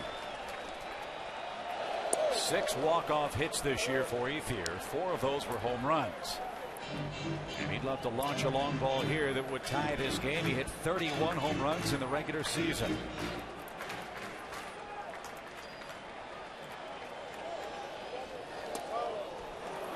Well, you got to be thinking to yourself, you're the Dodgers. Last night's game, you get 14 hits. You get 5 players with multi-hit games. You score 6 runs, and you lose the ball game. Now you have your starting pitcher pitching lights out, only giving up 1 run in this ball game, and you're on the opposite end of the score. Roller hit out toward Utley at second, and Ethier is retired for out number 1. Something else to think about too, guys, as the afternoon gets longer and longer here out west. Look at those shadows starting to creep out toward home plate. That's a big advantage if you've got a late lead. Yeah, it sure is. You can see the contrast between the shadows and the bright sunshine bathing the infield. But another great matchup. 2003 in a American League Championship Series, Pedro was pitching for the Boston Red Sox in the 8th inning with a 5-2 lead. Grady Little left him in the ball game. This certainly isn't the same caliber Pedro that the Red Sox had in 2003, but Charlie Manuel continues to trust the veteran. Boy, has Pedro had Manny Ramirez's number again today. Well, he's had the ability to, even with that 88 to 90 mile an hour fastball, to get that ball past Manny Ramirez, jamming him a couple times, popping him up a couple times. Manny is just 6 for 38 lifetime against Pedro Martinez. And ahead in the count, 1 ball, no strikes. Well, the entire essence of pitching is not so much how hard you throw it, it's where you throw it. And he has located the balls up and into Manny, and he has been late. He's gone back and forth, and the only time Ramirez has hit a ball hard in this series was the changeup he hit off Cole Hamels down and out over the plate.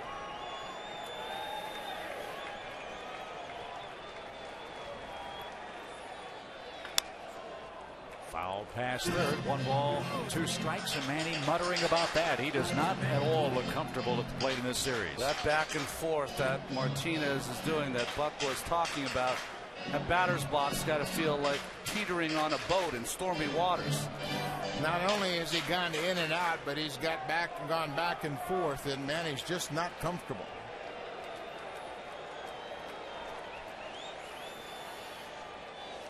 And he strikes him out. Pedro Martinez whiffs Manny Ramirez. 2 up, 2 down, 7th inning. Back to Atlanta and Ernie Johnson.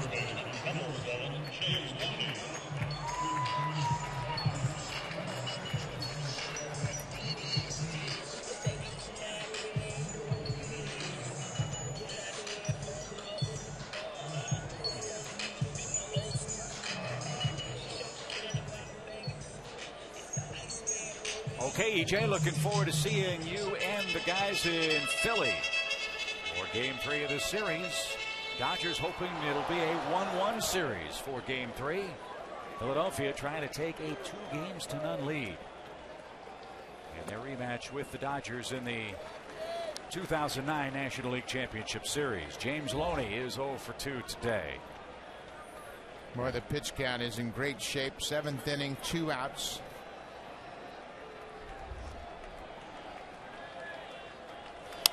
Fly ball, center field, pretty well hit. Victorino back at the wall, has just enough room.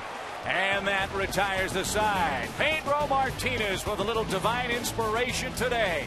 7 shutout innings on the road and leads by a run.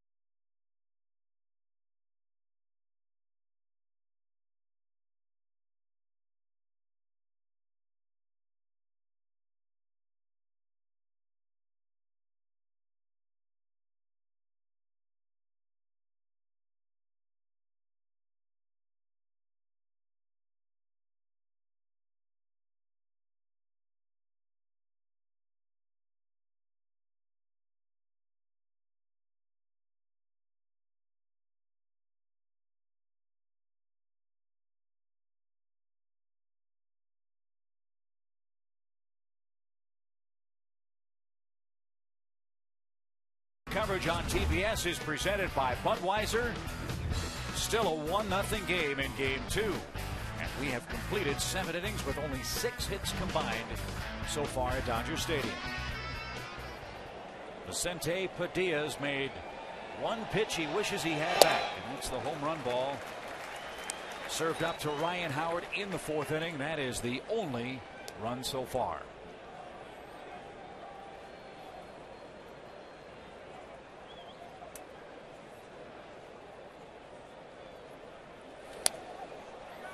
And what a day for Pedro Martinez.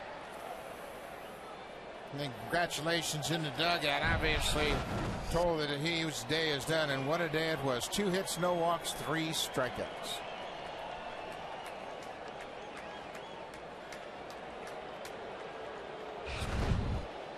And the pitcher spot due up third. It appears he's done for the day as Padilla misses outside. 1 ball, 2 strikes to Pedro Feliz, the third baseman, who's 0 for 2 in today's game.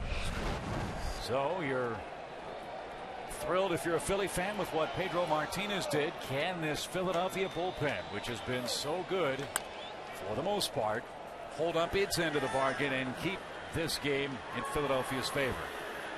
Well, I think one of the keys to see Chan-Ho Park made the decision. It's not going to be Matson. It will be Chan-Ho Park. It was so impressive in last night's ball game. Key here for the Phillies is that at the bottom of their order here, if they can maybe try to play for an extra run, get a little more cushion. Or 3. Just difficult against Padilla. I mean, how can you say anything against what this young man has done today? Spoken like a true manager, Buck. With the count now 1 ball, 2 strikes. And pop back out of play. When we get to the bottom of the 8th inning, remember the lower portion of the Dodgers order is up 2.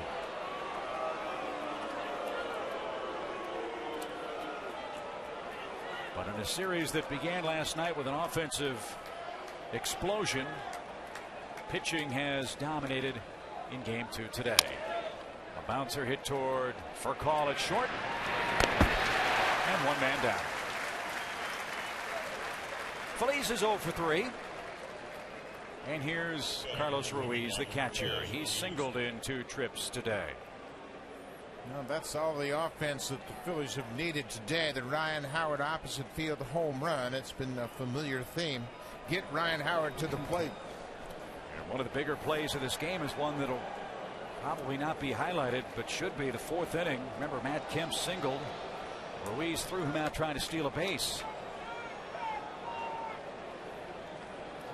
So he's had another fine game behind the plate and at the plate in Game 2. And he'll be more satisfied with his work behind the plate with Pedro Martinez than his work at the plate.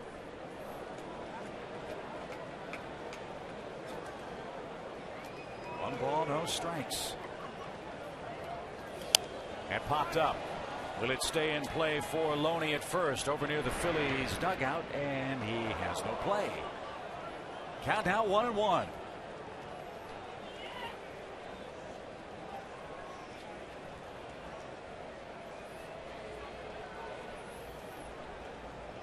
Not only has Ruiz caught a very good game, called a great game, and threw out a pivotal base runner in the 4th when he caught Matt Kemp stealing after Kemp had the infield hit. 1 ball, 1 strike. Got the corner. It's 1-2.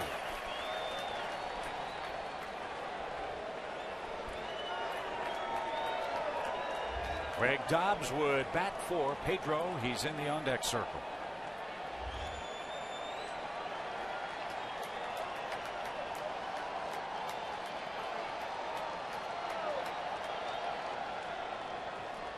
Bruce Dreckman, the home plate umpire, calling time. How about the job that Dreckman has done today? He's called strikes early and often. He recognized these 2 pitchers were on top of their game, and he went with the flow. Hardly a grumble from any of the hitters in today's Game 2. And it's absolutely a result of pitchers being around the zone all afternoon. Umpires get into a rhythm as well. And both of these pitchers have been terrific with their control and command of the strike zone. two catchers stay down, give the umpire a great look at the strike zone, and you just really get into the flow of this game, and he's been great. And we mentioned too, Padilla, no shenanigans whatsoever from him. He's pitched inside. He's had good control. He's pitched inside for effect. That has been a non-factor in his Dodger start today, as that ball just missed outside. It's a full count. Rick Honeycutt's pitching coach wanted that, but on our pitch tracks, that ball looks outside. Think about it this way. Padilla for the Dodgers in the regular season never went more than 6 innings. Now, 2 postseason games, his first 2 postseason games, he's gone 7 innings against the Cardinals, and here working in the 8th against the Phillies. And his first 3-ball count comes in this 8th inning. And it's ball 4, a 1-out walk. Another good at bat by the catcher Carlos Ruiz, and now Greg Dobbs will pinch hit with a man aboard and 1 out. Yeah, Joe Torre's going to send the catcher out there. They want to talk to Padilla to buy some more time for the bullpen. Somebody needs to go to the mound. That's what they're trying to get from the dugout. And here comes Russell Martin now, so that generally suggests a pitching change. Padilla's been terrific, but the walk to the number 8 hitter, Quo, is loose and ready. Dobbs has been announced into the game as the pinch hitter. As a pitcher, though, pitching in this situation, you're saying to yourself, okay, I made a mistake today, but where's the love? Where's the help? I'd love to stay in this game with a chance to win it later. Long meeting.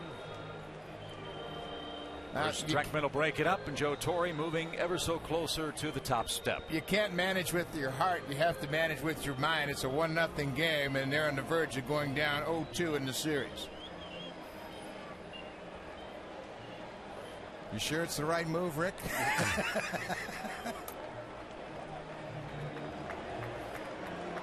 So Joe Torre makes the long walk to the center of the diamond, and Vicente Padilla is deserving of a gigantic ovation for his effort in Game 2.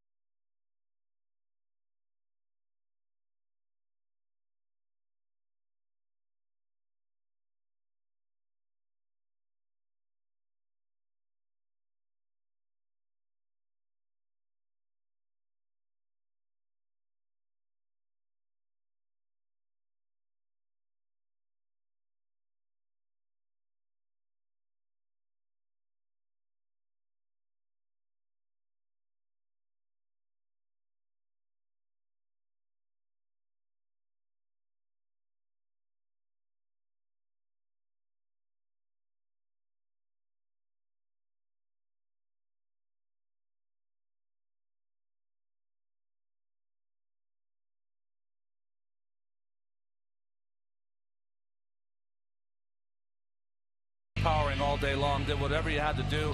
He threw inside to the hitters. He's able to get that breaking ball over on the inside part to the right-hander or make him fish away.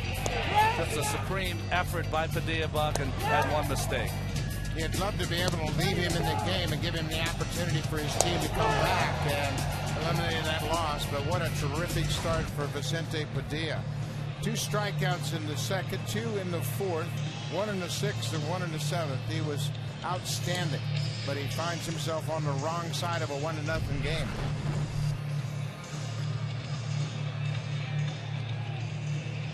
So 95 pitches for Padilla, and now Hung-Chi Kuo comes in out of the Dodger bullpen. Quo has been very, very impressive. This is a young man who's had 2 Tommy John surgeries on that talented left arm. Still throws 95, 96 miles an hour. Came in the 7th inning in last night's game. Had a couple of strikeouts, gave up a base hit, but no further damage. And now with a left-hander on the mound, Charlie Manuel takes down Greg Dobbs and brings on Ben Francisco with a man aboard and 1 man out. Francisco, of course, came over with Cliff Lee in that trade with Cleveland.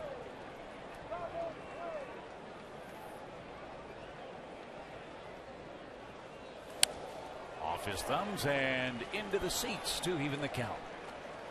That's the theme of this Dodger bullpen is heat. When they come at you, they can tie you up. And Quo certainly got plenty of fastball for Francisco. And if you're trying to steal a run as a manager, hard to hit and run against Quo because he has so many swings and misses.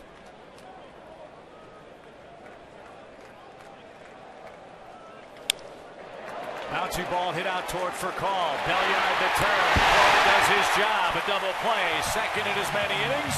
That bails out Vicente Padilla, but the Dodger offense has to get something going in the bottom of the 8th inning.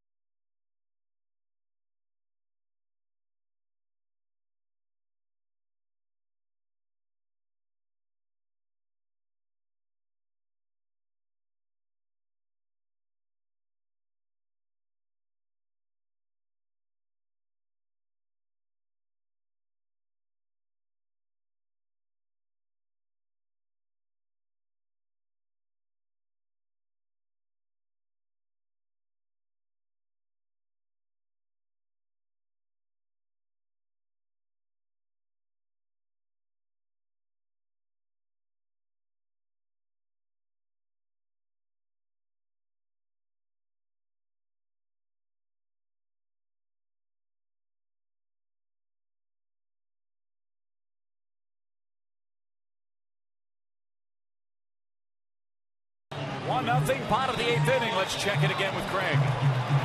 Well, Chip, Janho Park taking the mound for the 2nd day in a row. Not bad for a guy whose last regular season appearance was September 16th, a game he left with a tight hamstring. In fact, when they played Colorado, he was in Florida in the Instructional League. I talked to him before the game today. I said, can you go 2 games in a row? He said, absolutely. I feel great. I'm relishing this role as a reliever. Back to you, Chip. Well, here he is, bottom of the 8th inning with Blake, Belliard, Martin, and the pitcher's spot due. And boy, was Park hugely important in Game 1 last night. Well, Bastardo gave up a leadoff double to Ethier. He came in, got a couple of ground balls, and the strikeout of Matt Kemp. And in these shadows, led off Casey Blake with a hammer for strike 1.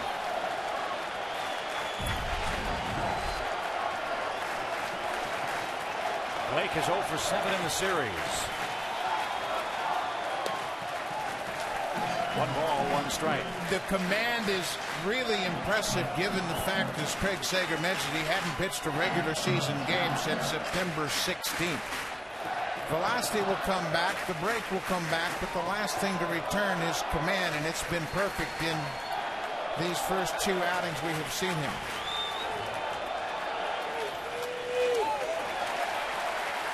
Well, really, balls and a strike. Really, the theme for the Philadelphia Phillies today, they had their starting pitcher Martinez had only pitched once in the last 26 days. He was right on time. And Chan-Ho Park, as you guys mentioned, hasn't pitched since the 16th, or Craig mentioned, since the 16th. And he's had his command also.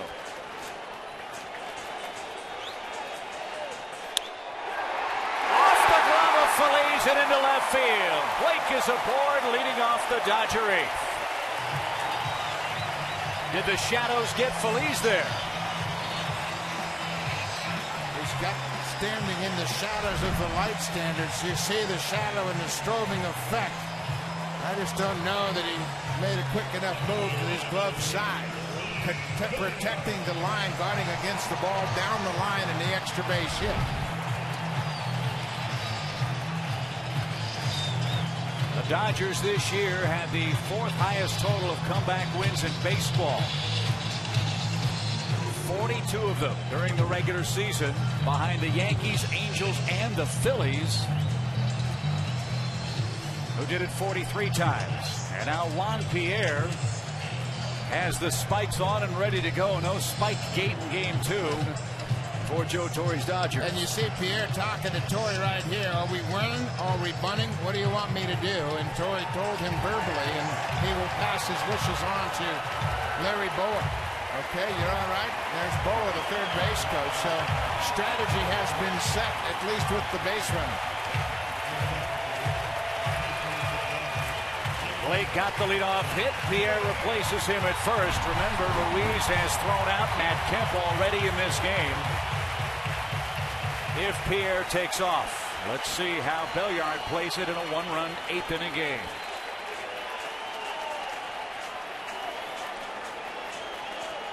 Chan-Ho Park gives his catchers a chance to throw runners out, given his starter's background.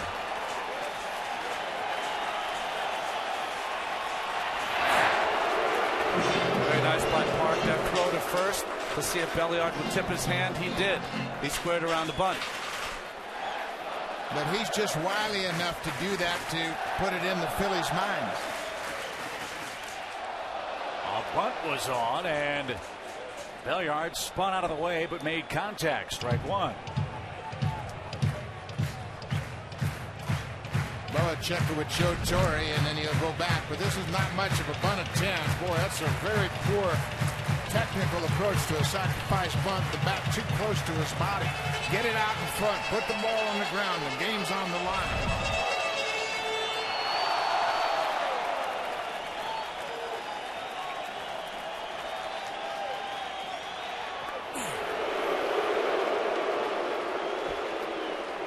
Chan-Ho Park trying to take some of the spring out of the legs of Juan Pierre, who was 30 for 42 in steals during the regular season, if that's the way the Dodgers want to play.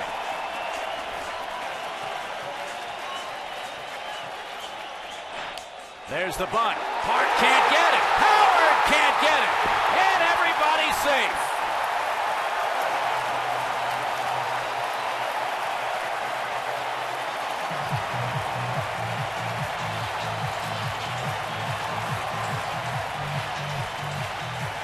Outs. The Dodgers play 27 outs. Usually you wouldn't want to bunt it this hard, but you'd have to think the painful hamstring that Chan-Ho Park is coming off did not allow him to get to that baseball. Positioned perfectly between pitcher and first baseman. So with 2 on, nobody out, Rich Doobie, the pitching coach, is on his way out to talk to Chan-Ho Park. You've got Russell Martin due, and look who's standing in the on-deck circle for Los Angeles. Jim Thome. Wheels are spinning. Tome's got a bat. Martin's in a position to sacrifice. Then you run into the prospects of walking Thome. He'll be talking with the home plate umpire, Bruce Dreckman. They want to have Chan-Ho Park throw a couple of pitches just to make sure he's okay. Make sure his hamstring is all right. Yeah.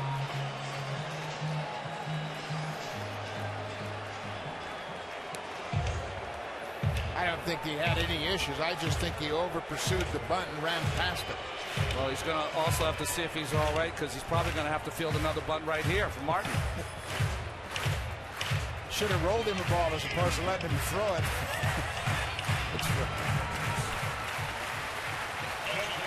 Here's the Dodgers' chance in the 8th. A hit by Casey Blake. Juan Pierre pinch ran. Belliard bunted for a hit. 2 on, nobody out. This is where pressure on the base runner is really important. You got to make sure the bunt's down on the ground. We have seen bad base running throughout this postseason in all of the different series. Where does Martin want the bunt to go? Third base. Make Feliz handle it.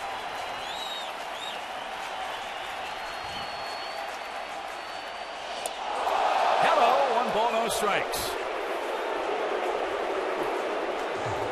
Perfect spot to throw the pitch. Chances are he'll pop this ball up if he attempts to bunt at it at all. You see many batters as they're bending to get out of the way. Bat stays in the strike zone, and you get a pop-up.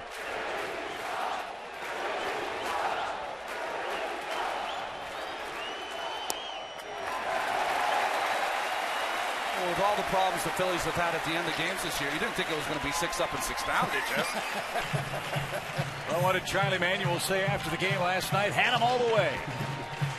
A much tougher spot now. His 1-0 lead in jeopardy. 2 on, nobody out, and a 2-0 count.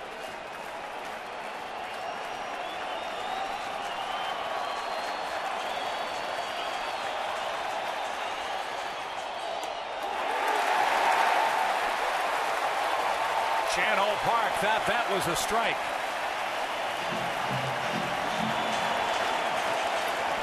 Goal as a pitcher is you want to throw the ball up in the strike zone to try to get a pop-up, but sometimes you take the opportunity to miss now with 3 pitches up.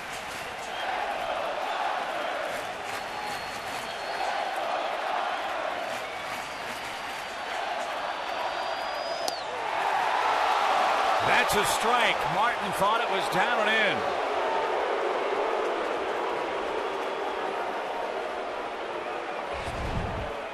It's a good pitch by Park. It's just the reaction from Martin that makes that pitch look worse than it was.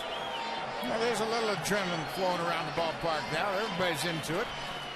But you still got to have Russell Martin bunt right here.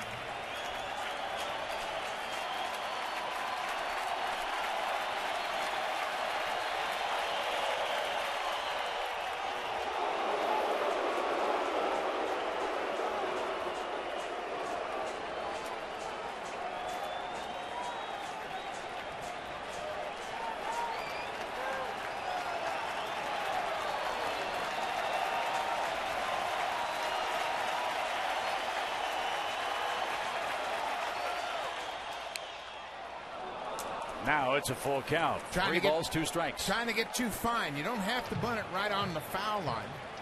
Now, you're probably going to take the bunt out, but you always run into the possibility of a double play. And we talked about it before. Usually, when you're up here to bunt, you want to bunt this ball to Feliz, make him field it. He was bunting that ball towards Howard. 14 errors this season, 6 of them coming via the throw.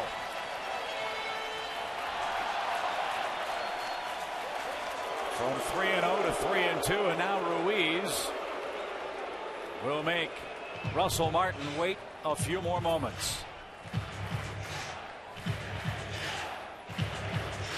All right, manager, does he bunt again? No. Or he's swinging the bat, right? I think you got to let him swing the bat. Agreed. He only has 2 sacrifice punts all year. He's not really comfortable with that, and he hadn't looked very good when he squared around. You got to let him swing the bat, even though you run the risk of a double play.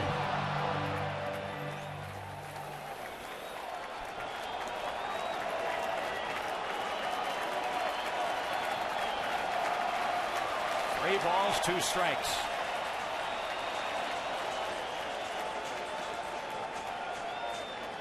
Batter and the pitcher trying to wait each other out.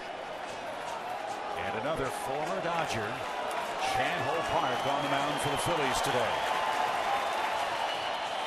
Ground ball toward third. Feliz has it. Second base, one. First base, thrown away. Pierre's going to come around and score.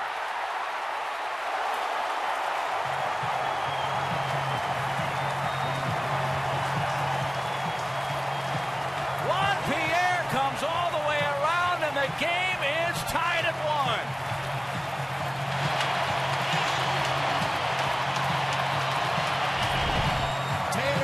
Double play right to Feliz. Watch Ronnie Belliard. Hard slide, but there's no reason that Utley doesn't make a good throw. Second time in this series, he's thrown away a tailor-made double play.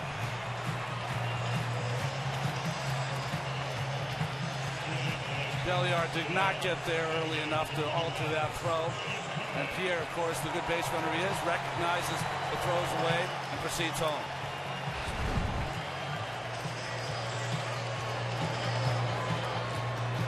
So Chase Utley, with pressure bearing down at second base, throws the ball away. Chan-Ho Park got the double play ground ball. The Phillies can't convert it. Juan Pierre comes around to tie the game 1-1, and that'll do it for Chan-Ho Park. Scott Air is on for the Phillies. Game on the base pass for the Dodgers here in the 8th inning.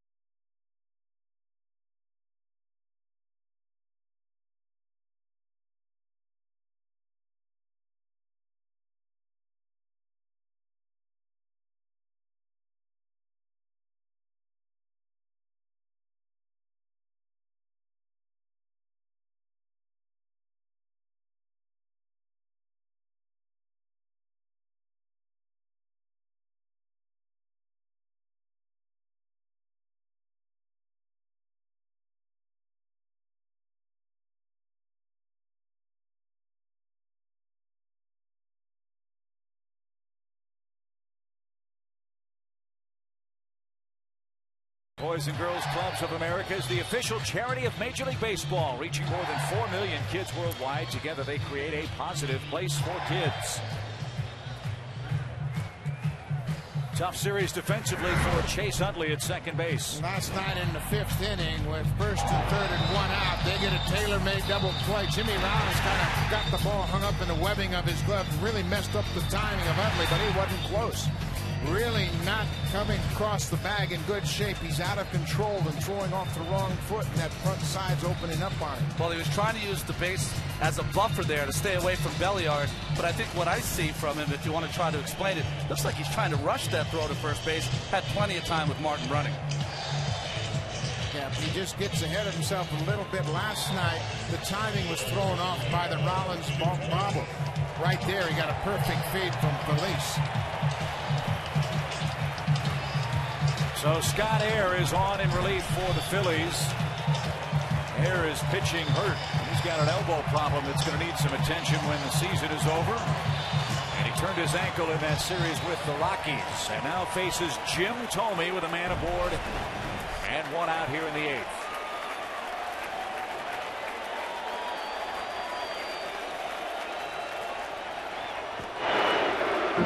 If there is a break for the Phillies on that just completed play where Utley threw the ball away, the ball didn't bounce in the Phillies dugout. And the ricochet came right back to Ryan Howard, which forced Russell Martin to stay at first base. So rather than being in scoring position, the double play still in order with Thome in the batter's box. Well, we saw both starting pitchers going against their former teams, and we thought that might be the big story. Maybe the big story is this big first baseman Jim Thome going against his former mates in the Philadelphia Phillies. He knows Scott Air. Unfortunately, he's 0 for 7. He knows that Air's owned him. That's into right field, a base hit. Martin got a good jump around second. On his way to third, a pinch hit for Jim Thome.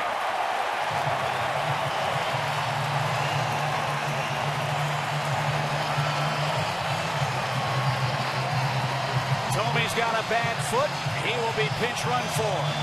But he did his job chasing Russell Martin to third with a go-ahead run, potentially stands with one out. The threat of having a big bat like the veteran Jim Thome comes through this time. 4 for 17 during the regular season, but he comes up big in this tough situation. And Buck, maybe a lesson learned from last year's League Championship Series and the damage that Matt Stairs provided off the bench for the Philadelphia Phillies. Maybe made the Dodgers go out and fortify their bench as Martin goes first to third. So Air could not retire Jim Thome. Dodger bench is pumped. Charlie Manuel again to the center of the Dodger Stadium diamond. He will go back into his bullpen. 1-1 game.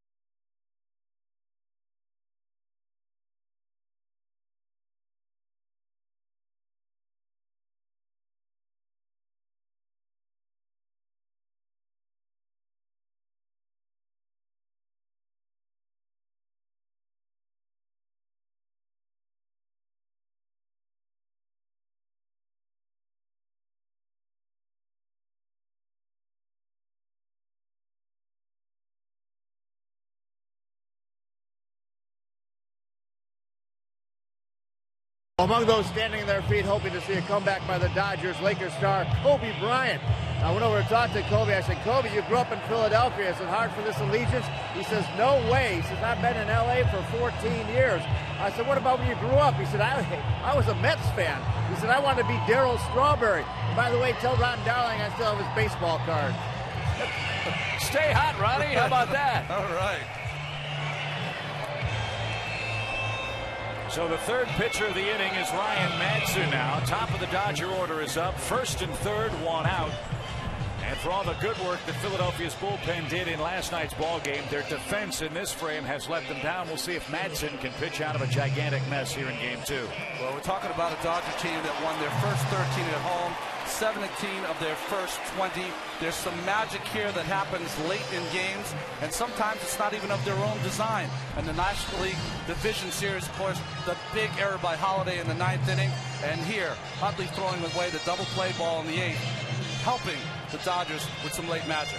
If you play the game the right way, it comes back to reward you. Belliard bunting the ball past Chan-Ho Park has opened up this inning for the Dodgers. So now Madson versus Furcal. Remember, you have a catcher at third base if it's a fly ball to the outfield. And Madson has had very good success against the Dodgers shortstop. He's 0 for 3 in this game, 1 for 7 so far in this series. Tough man to double up. Hitting from the left side.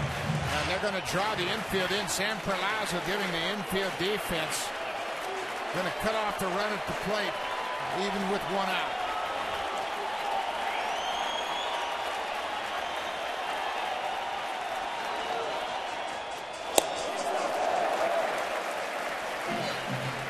Well, Rafael Furcal flew out to the outfield twice against Pedro Martinez. Certainly would take one here. Madson throws that changeup and bounces it in the dirt. But Drury's is terrific at blocking balls in the dirt. Foul past first. 1 ball, 1 strike.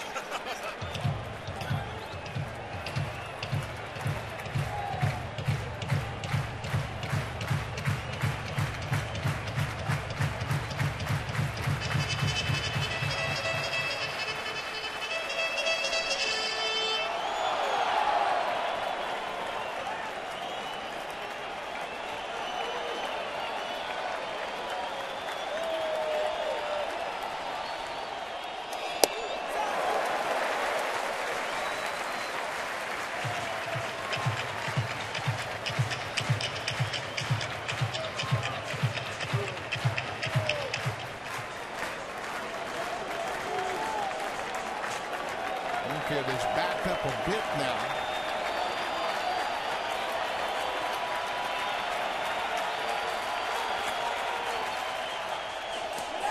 There's that changeup in the dirt and a good stop. 3 balls and a strike.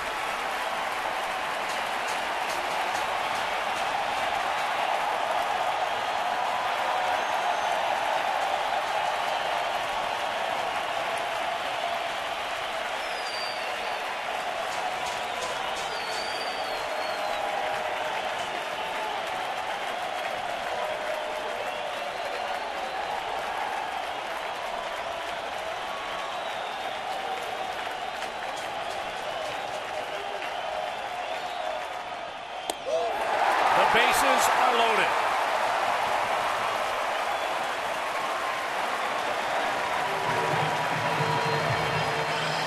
Well, when you have a game like this in the bottom of the 8th, Madsen coming in, there's really one thing. He's got to get a pop-up or a strikeout.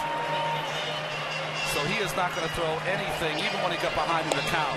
1-0 here, came back with a foul ball off the batter for Call. And after that, really trying to pick around the plate, trying to have Call get himself out. Luckily for Call, doesn't get impatient, takes the walk, and gets Kemp to the plate. Nail-biting time for the Phillies in the 8th inning. Go-ahead run 90 feet away with 1 out. Bases loaded for Matt Kemp. An infield hit in the 4th inning was the second of the day for the Dodgers. They have 5 in total so far.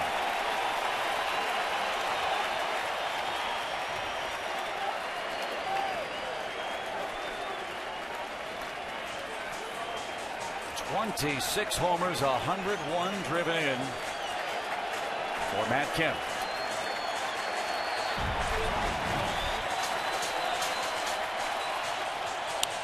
Fisted right side. Howard on the run. Cannot get there. Strike 1. Matt Kemp, .313 with 3 grand slams this season. April 19th versus Colorado, Matt Moyle. May 7th in Washington, Jordan Zimmerman here at home. And then July 10th, Carlos Villanueva at Milwaukee. 3 grand slams. So he's been in this spot and delivered.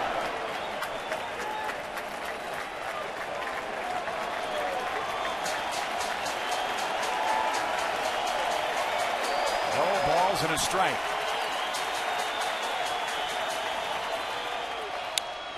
Driven down the right field line. Worth on the run in the corner, and it's a foul ball. What you want to do in this situation with the bases loaded, stay in a big part of the field, try to drive it deep, at least at a minimum, get a sac fly. One of those right there that Worth might have been able to catch, but you can't catch it in this situation. You have to let it fall in. Foul. Heady play there by Jason Worth. Kemp has been great all season long. You talked about those 3 grand slams. He led the National League this year with 47 RBIs during the regular season, 7th inning or later. But now down 2 strikes with the bases loaded, 1 out. He's the key man in the inning.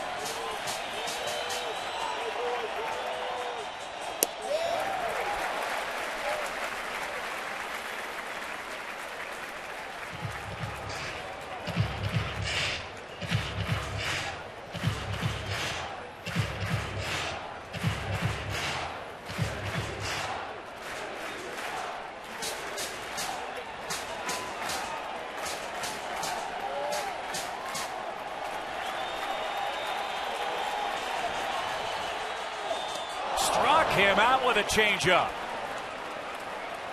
Big pitch from Ryan Madsen. 2 men are out. Well, we always say that the pitcher is nervous in these RBI situations, but so are the hitters. And sometimes they become impatient.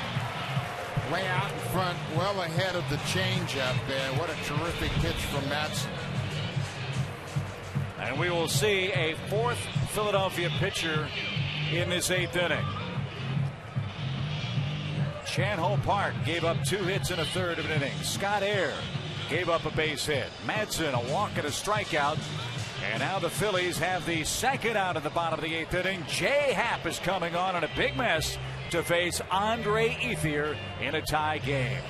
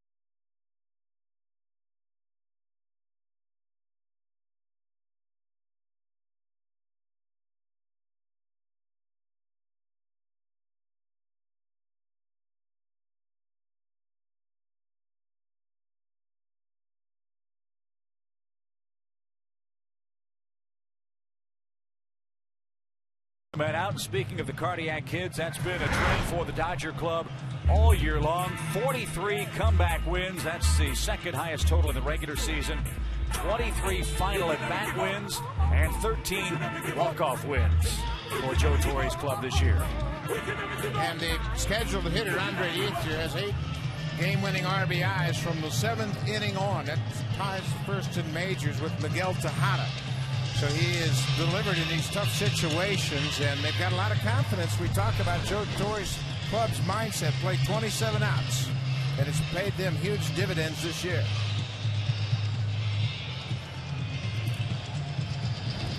So Ethier versus Happ.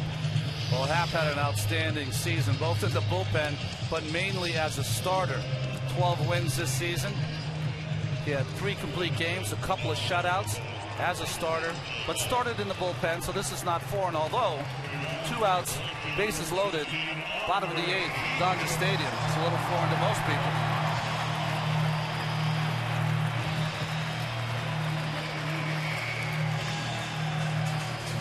So lefty-lefty here in the 8th. You mentioned Ethier has trouble with the changeup. That was a point you made earlier in the ball game, Ronnie. Let's see if he can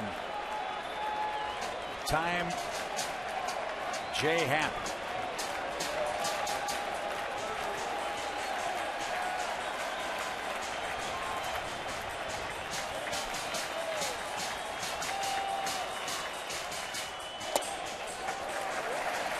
One ball, no strikes. I think the problem, Chip, though, is that even though Happ has a great changeup, when you go into the bullpen as a starter, sometimes you come out of the bullpen, you only bring 2 pitches, your fastball and your slider.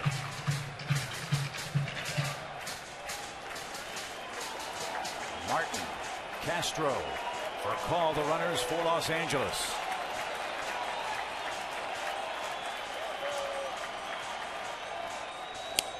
Didn't mean to, and the count now even, a ball and a strike. Ethier had 3 hits in the game last night. 2 of those came against left-handers. Kershaw got a base hit, and Antonio Bastardo leading off the 7th. He had a bullet double down the right field line.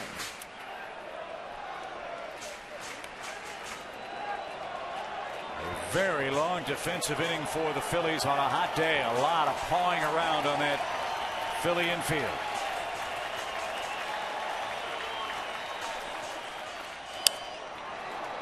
It's 1-2.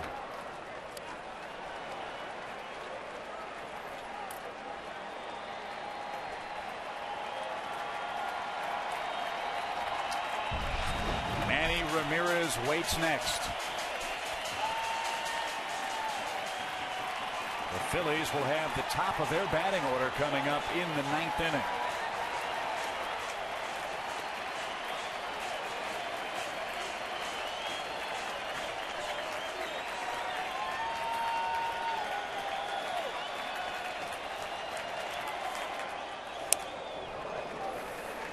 Got to stay back with 2 strikes, just try to protect the strike zone, and he's fighting off that fastball.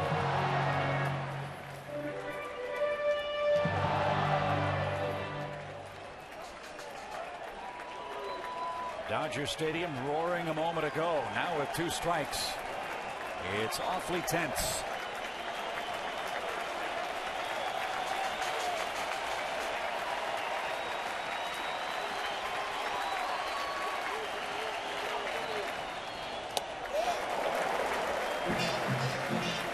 Two and two.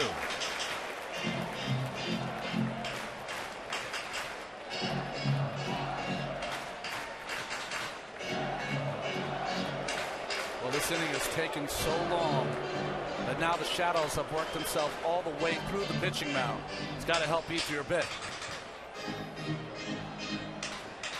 Yeah, as long as the pitcher and batter are both in the same light, you have a better chance. But when that pitcher is standing in bright sunshine and you're in the shadows, tough to pick up the baseball.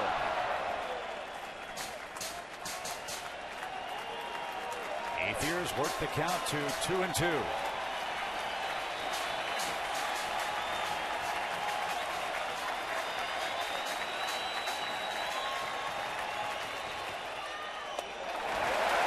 And now the merry-go-round. Full count with 2 out.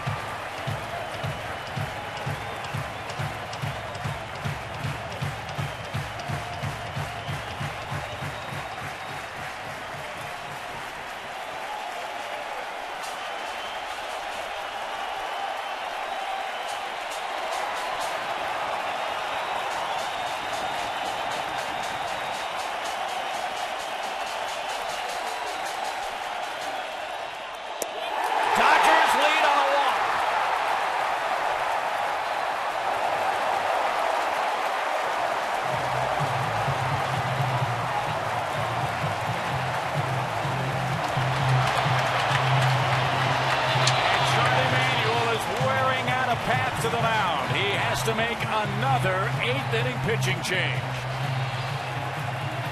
Ethier down 2 strikes in the count, coaxes a bases loaded walk to give the Dodgers a 2-1 lead.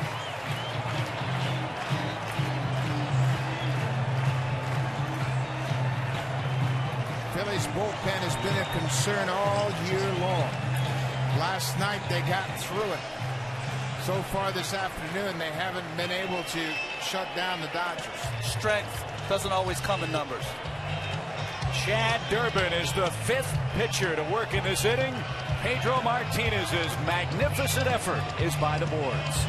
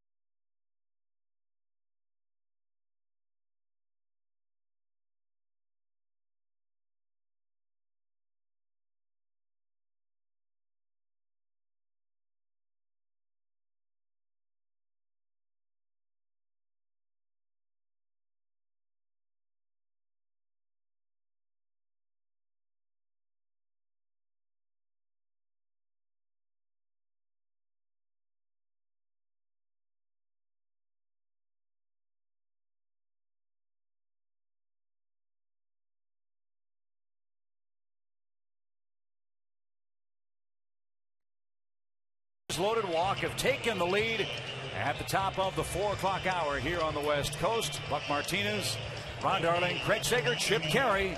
Dodgers now lead this ball game and have a chance to tie this series at a game apiece. Well, what happens when you have a young pitcher out there, despite his 12 wins, big situation where the base is loaded, he gets behind, but then he gets back in the count. 2 pitches on the inside corner gets him to 1-2. But what happens with each successive foul ball, ability of Ethier to take some pitches off the strike zone, sends all that pressure back 60 foot 6 inches on top of Jay Allen. A beautifully played game by both clubs, and the Dodgers turn an 8th inning error and a bases loaded walk into a 2-1 lead. Park, Air, Madsen happen now. Durbin on for Philadelphia. And look who's coming to the batter's box.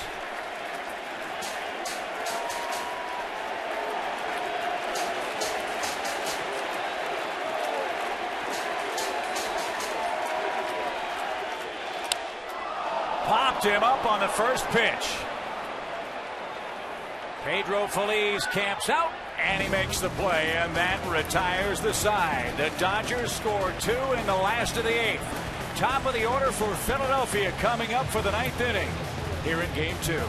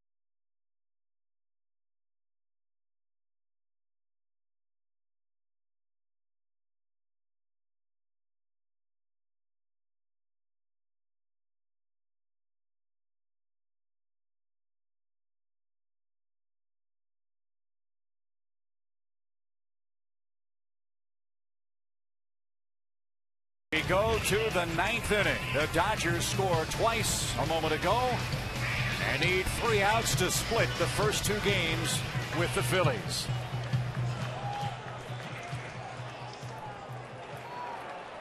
That's Juan Pierre taking over for Manny Ramirez in left field. Juan Castro's into play third, Orlando Hudson at second, and Jonathan Broxton to face the top of the Phillies order.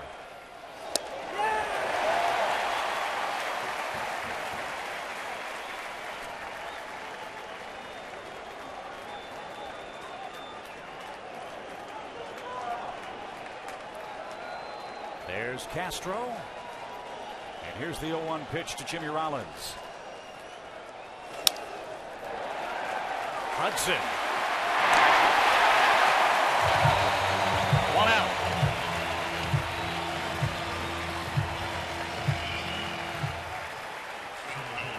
Broxton has a 1 save so far in this postseason. 36 saves during the year. None more pressure filled than this one today. Here's Shane Victorino, 0 for 3. Boy, what a difference errors have made in the first 2 games here in this National League Championship Series. Dodgers have no errors in their last 75 innings this year. That includes postseason. And you know, Ryan Howard's thinking about what he said in Colorado. Just get me to the plate one more time here in the 9th.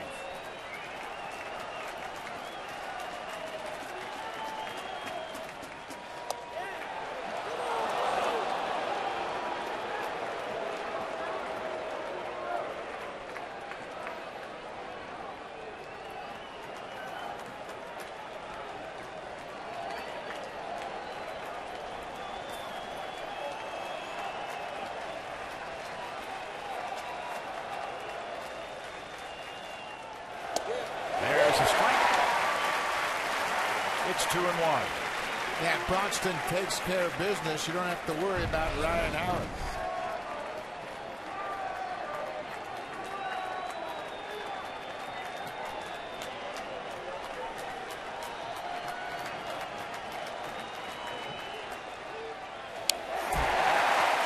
Two and two.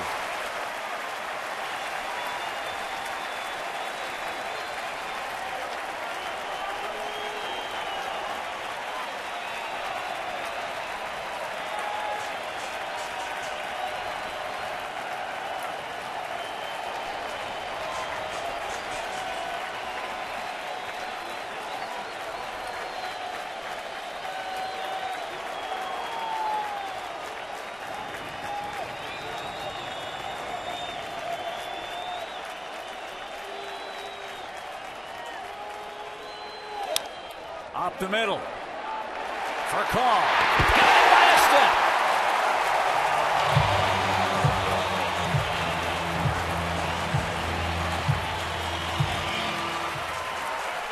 And Chase Utley thinking about redemption here in the ninth inning.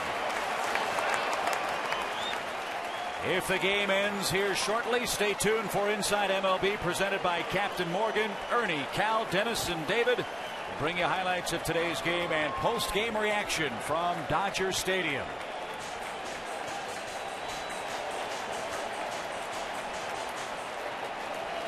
But it's not over by a long shot. Utley hit 31 home runs in the regular season. He is a serious power threat. And a great fastball hitter.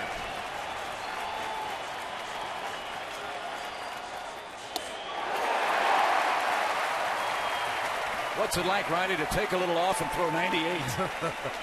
Just trying to spot that fastball in the outside corner. This guy is a bear when he's out there.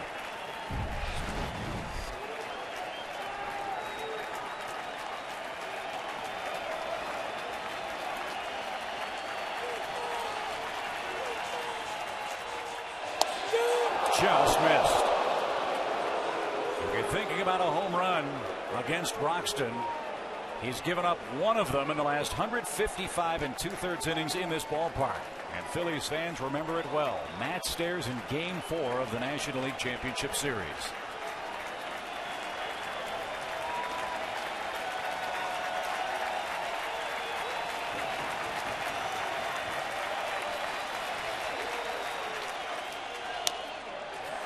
And now Philadelphia down to its last strike in Game 2.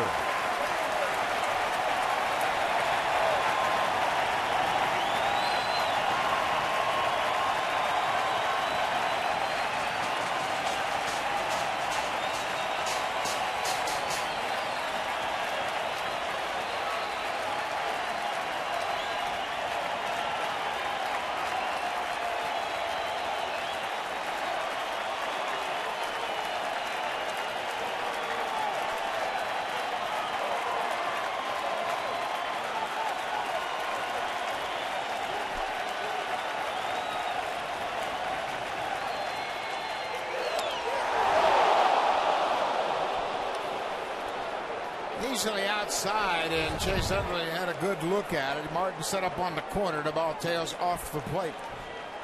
Well, Martin called the slider first. He shook him off to go back on that outside part of the plate, trying to keep Utley in the big part of the ballpark. 2-2 now. Howard lurking.